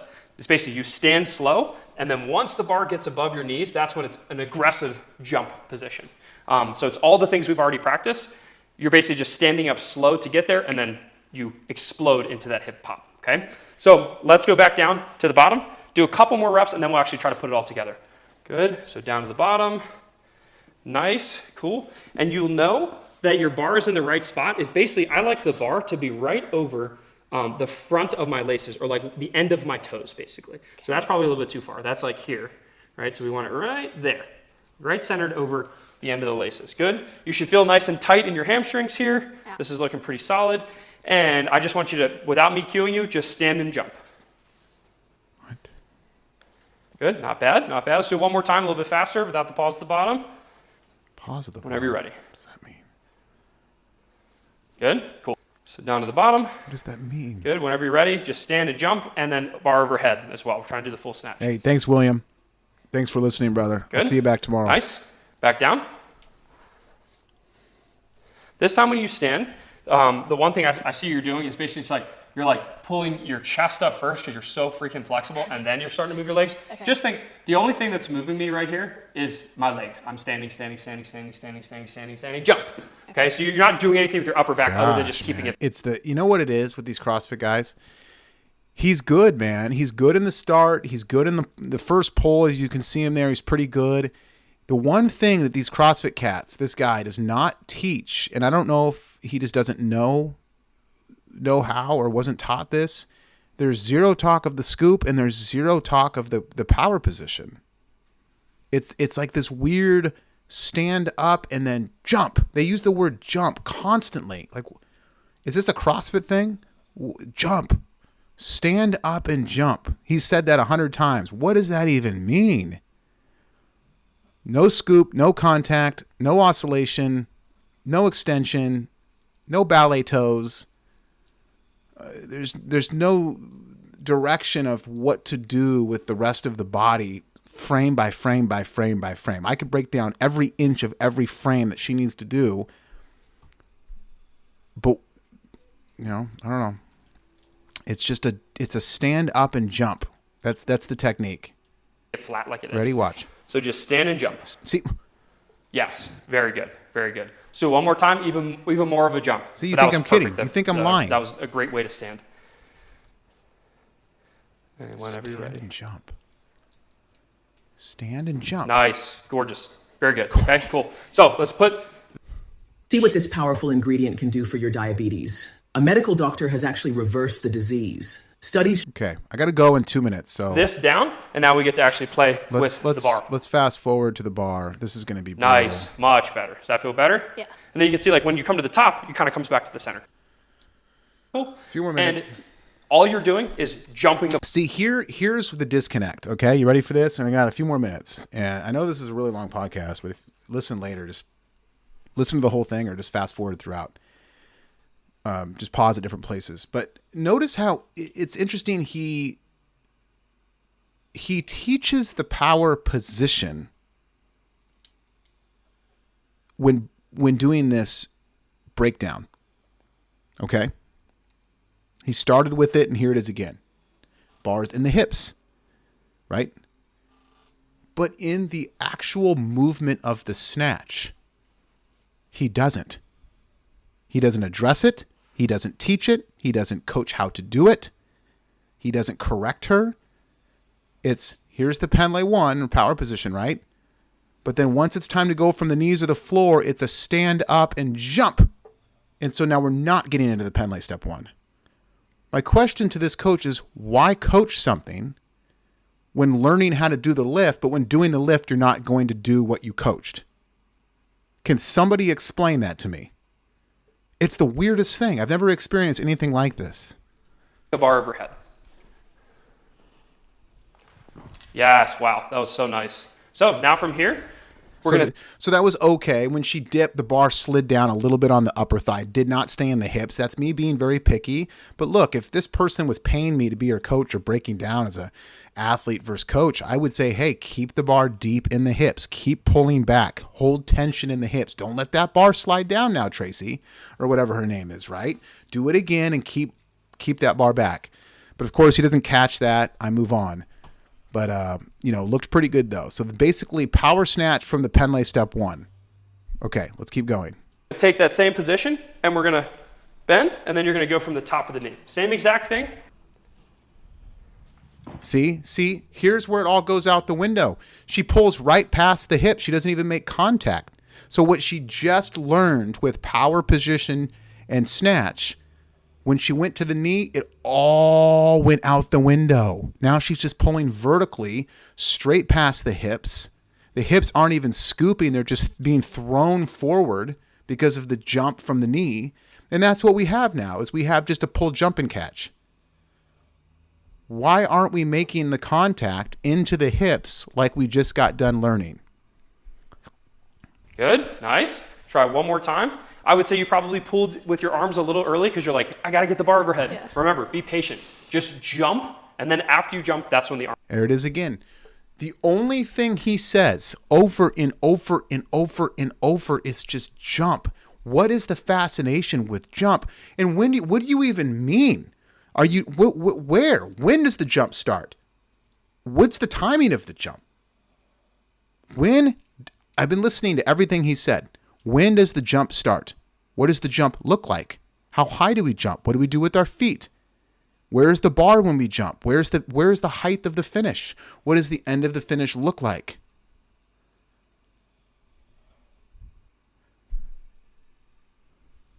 Arms do the work. Okay. Yep, from right there. Nice, excellent, good. Yes, wow, that was the best one yet. And relax, bar down. Good. So that one, like that one, you jumped and then snatched the weight overhead. Like all the timing looked so much better. Very, very good.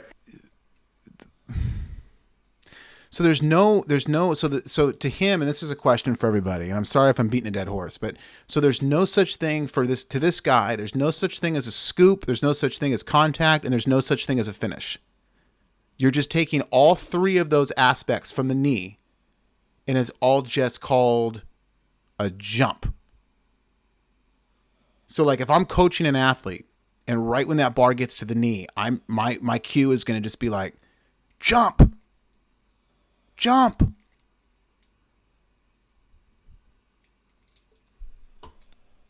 Great.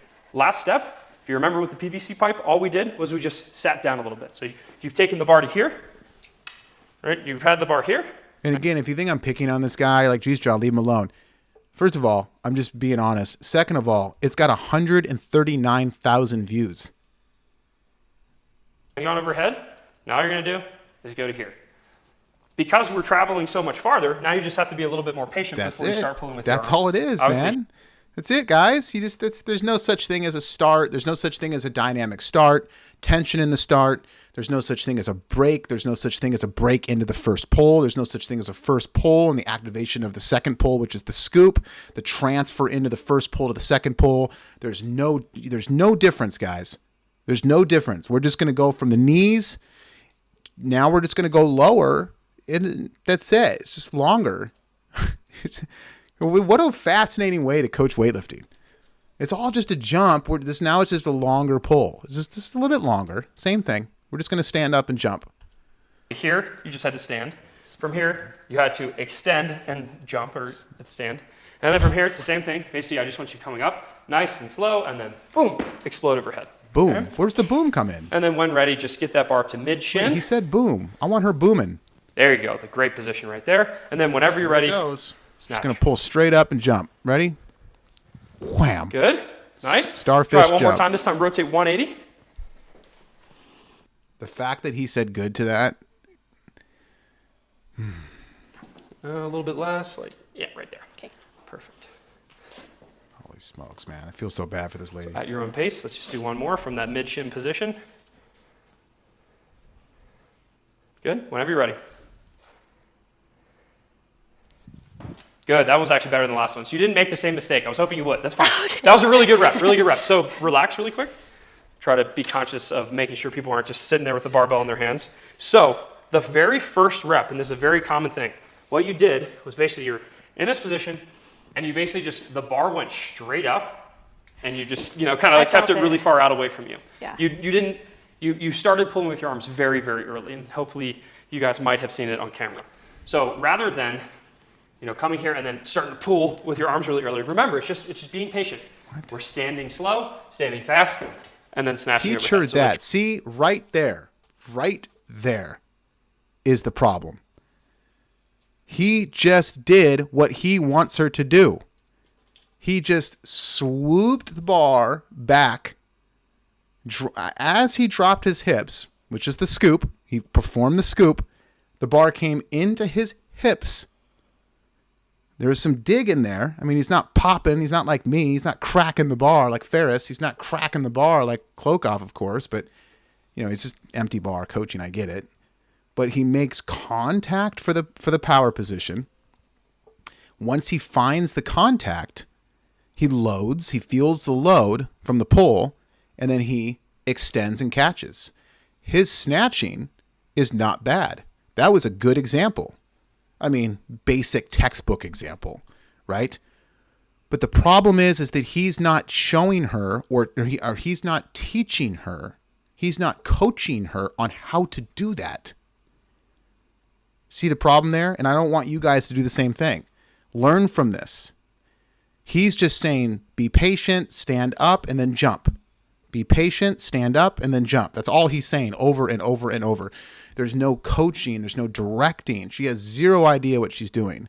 So perfect example of just lack of communicating. And a lot of it for these coaches is they can do it themselves, but they just don't know how to put it in words. And that's fine. Listen, you got to start somewhere. But the fact that this guy in his world is considered a guru and a legend and thousands of comments and 140,000 views and you're amazing and he's teaching people how to lift. This is not good. This is not good. Try to be even more patient with the arms. See, there it is. See, that's the other thing too about these coaches is they have like two different words. There's so much to say. I could just speak for days. I just want this athlete in person so bad. I would love for her to take some sort of seminar that I'm doing. It's because he's just repeating the same term over and over and over. He's just saying the word patient over and over. Jump, patient, jump, patient, jump, patient, brother. That's all you're saying to this lady. Is there anything else in the toolbox that you can give to her to fix what she's doing wrong? And this is why you listening, you have to add to your toolbox. And the best way to do that is to get some dirt under your fingernails.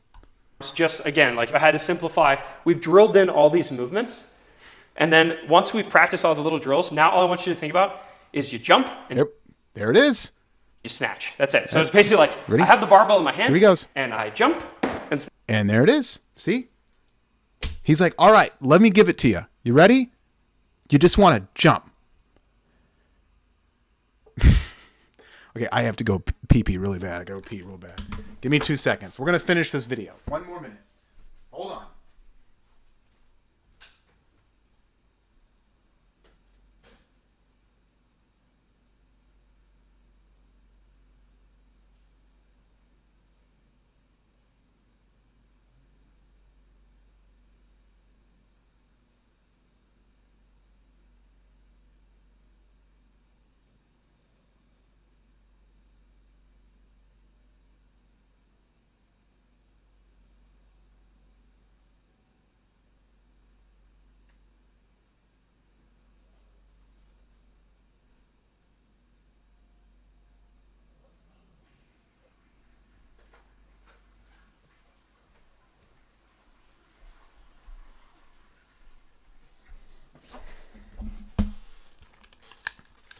All right, I'm back. Let's finish this up. Snatch. Yeah. Okay. So now we're going to simplify to that. So just stand up or jump, and then let the muscle memory we've already drilled in take over. Oh my gosh, this is killing me. I gotta get out of this. With Liberty Mutual, you can customize your car insurance to save.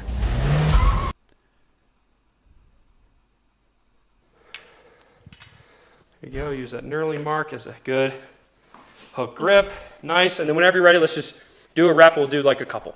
From all the way down? Yep, from all the way down. Of course, you have no idea what to do. You haven't told her. Oh my gosh. Good. See? Okay. Bar. All that coaching, which lack of, because you've just used the same word over and over and over and over and over and over and over. You use jump and stand up, jump, stand up, be patient. She's all over the place, man. The bar's 19 feet in front of her. She's pulling straight up. There's no contact. There's no scoop. Drifted, same thing. You kind of like push the bar out forward. That's very, very common. Okay. Here's what I'm going to do. Is the common coaching cue. You're going to be fine. Just do the exact same thing. I'm just going to have this here as just a mental cue, a mental reminder not to push the bar out forward. Okay. Holy smokes, man. Much better, right? You kept it way closer. Hopefully everybody can see that on camera. Sometimes just adding a PVC pipe where it's like, don't run into this. Or you could have them snatch against a wall. Or if you want to sacrifice your body, if I just stand. All right. I got to finish this. It all, No, okay? Which eventually we will get rid of, right? So like you snatched, and this time we can do, again, like the awkward, I'll just use a PVC pipe so that you're not scared. So try it again from here. No, she's got and again, weight have on this the bar. PVC pipe just kind of as a cue to keep everything close. Oh no. And then when you're ready, nice, very, very nice, great.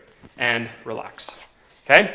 So hopefully if we can. All right, guys, that's it. That was a long podcast. Super fun, though. I was going to do this one here next, and then Max Zeta.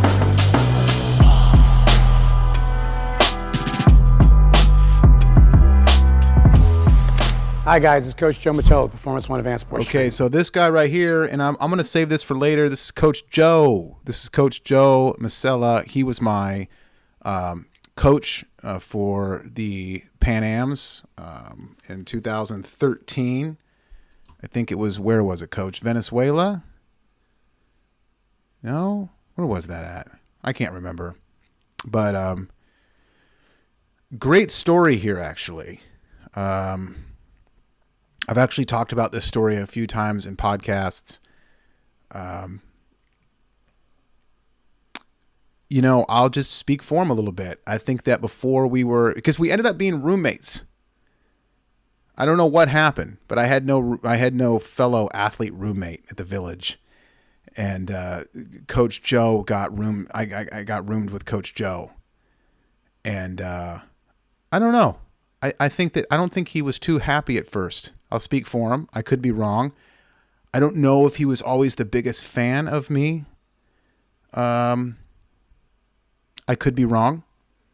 There's nothing he's ever done or said to make me think that. I just had maybe that little bit of a vibe. He just two different people, maybe the antics. I don't know. I mean, I did come into the sport like a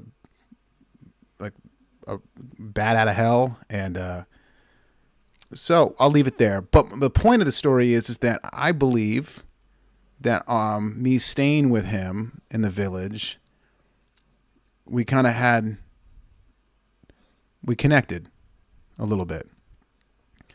Maybe I earned a little bit of his respect. Maybe he saw a different side of me, I'll say. Kind of my normal self side. And we had that, which was very special to me. And I respect Coach Joe tremendously. And so maybe I earned some respect for him. He always had my respect.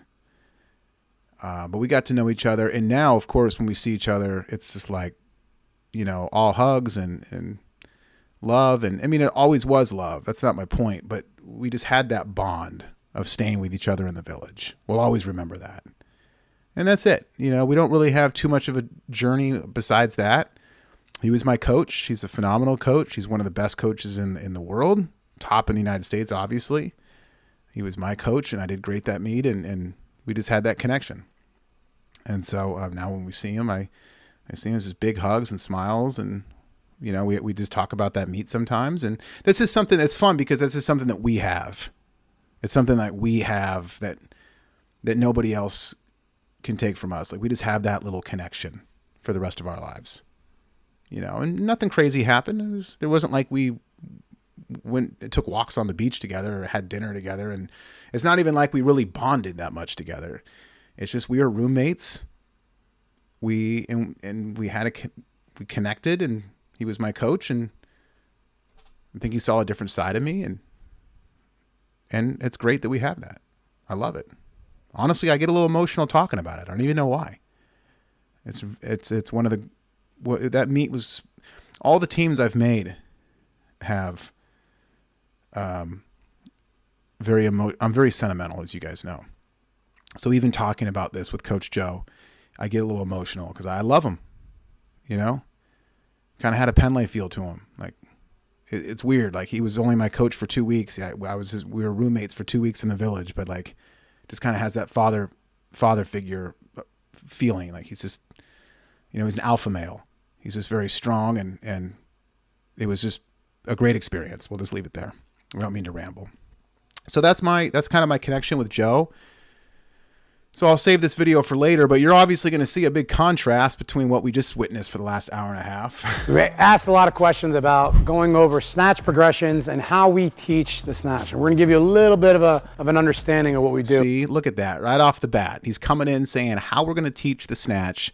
And not only that, but an understanding of what we're doing. And how we approach a snatch. How we approach a snatch. Look, I have no room to critique Joe. I mean, he's 50,000 times the coach I am. But you're going to see a massive difference between what we saw the last an hour and a half to an elite level professional, highest Team USA coach there can be, Coach Joe, compared to this CrossFit guy that gets some certs and then teaches a bunch of people how to jump and shrug. My big thing with the snatch is that we're going to teach overhead receiving positions first. We want that athlete to be comfortable holding the bar overhead and in a... What did I say? I said the grip should determine how you feel in the catch position, comfortable in the depth. So right off the bat, do you see the difference? Coach Joe's talking about comfort. That is 1,000% right. Now, Joe doesn't need my approval in this. I just want to make that clear. He doesn't need my thumbs up, but I'm doing a podcast here and I'm going to speak my opinion. But to me, of course, he's 1,000% right? Meaning there's going to be ass to grass depth. The lock is going to be solid, and we're going to work on getting comfortable in the depth. Wow, that's exactly it right there. How refreshing compared to what we just witnessed for the past hour and a half. Several different planes of motion for their squat. So we have Masters National medalist Jessica Walters here with us, and she's going to be our demo for today. She's going to pick the bar up with her snatch grip. I'm going to say she's going to press the... See, look at that. Hit her snatch grip. See, look at this. I know this is like the longest podcast in the world. At this point, I'm just live. I'm a streamer. Call me a streamer. I'm a video game streamer. But I love the fact, first of all, and she has an Alico bar. Good. But Coach Joe said she's going to grip it how she wants. See? It's the athlete that determines the grip, not the coach. The bar up as she simultaneously squats into a quarter squat. She's going to push and go down, hold, and then she's going to recover up. When she recovers up, she's going to keep her arms straight. We're going to do that same thing, but now we're going to go into a half or a parallel squat position. And she's going to press up. See that? Push up, drive down. I love that. You're moving under the bar. You're moving around the bar. The bar is peaked. He's teaching the athlete how to move around the bar. Notice there's no jump and shrug and all that kind of stuff like the last coach.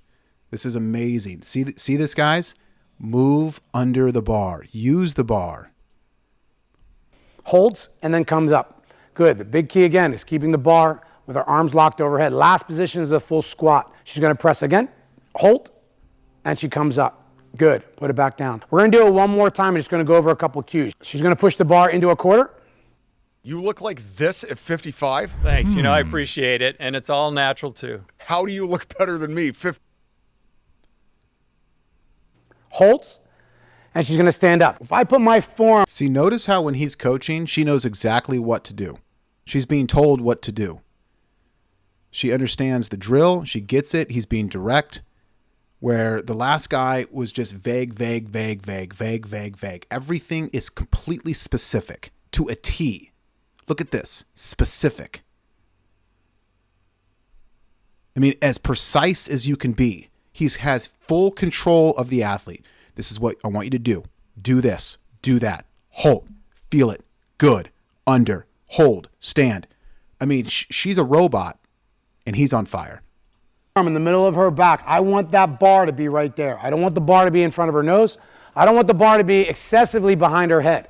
Okay? So if I'm looking from the side, I'm looking at that bar angle is now right over and right behind her ear, over her spine, over right behind her ear. How important is that? Are you guys hearing this?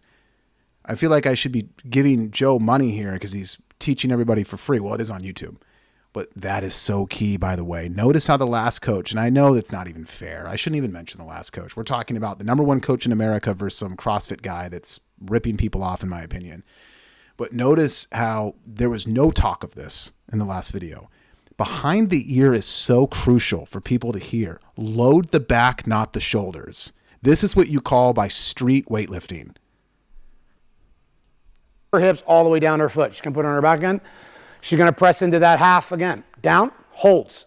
Good. When in this position, we're making sure that weight is over the middle of her foot, not excessively over her toes or excessively back on her heels. She's going to recover up.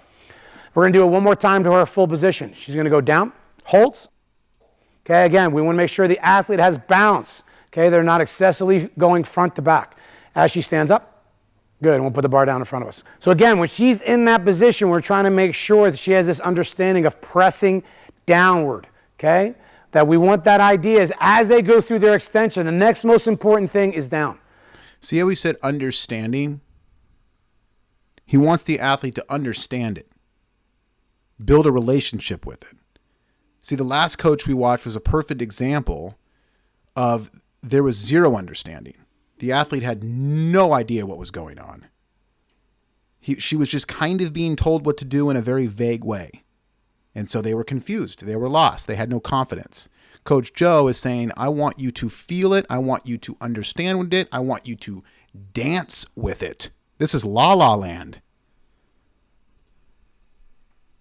So in our gym, the two big concepts we want to make them understand is that we drive, we stabilize, okay? So we're teaching that stabilization now first. Why? Because it's not comfortable for people.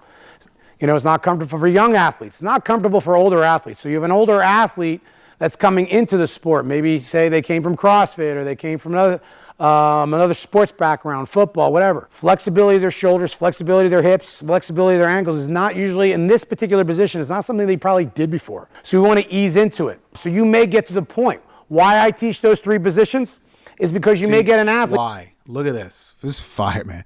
Wow. I mean, the contrast is beyond belief. And I know that it's not fair contrasting the last guy to Coach Joe. That's not fair. It's ridiculous. But wow. Wow. That's all I can say. Why? Here's why. Here's I want you to do. Here's why. Feel it. Understand it. Here's what I want you to do. Here's why. Feel it. Understand it. Here's what I want you to do. Here's why. This is the highest level of coaching. We're only going to go to quarter, push, holds. Good. This may be the only position they can get to, okay? Stand back up. Do we say, all right, well, they just can't do a snatch because they can't get below that? No, we stay there. Say they go to the half, boom. This may be the only position they get to. But we got 2 out of 3 positions they can work on. Come back up.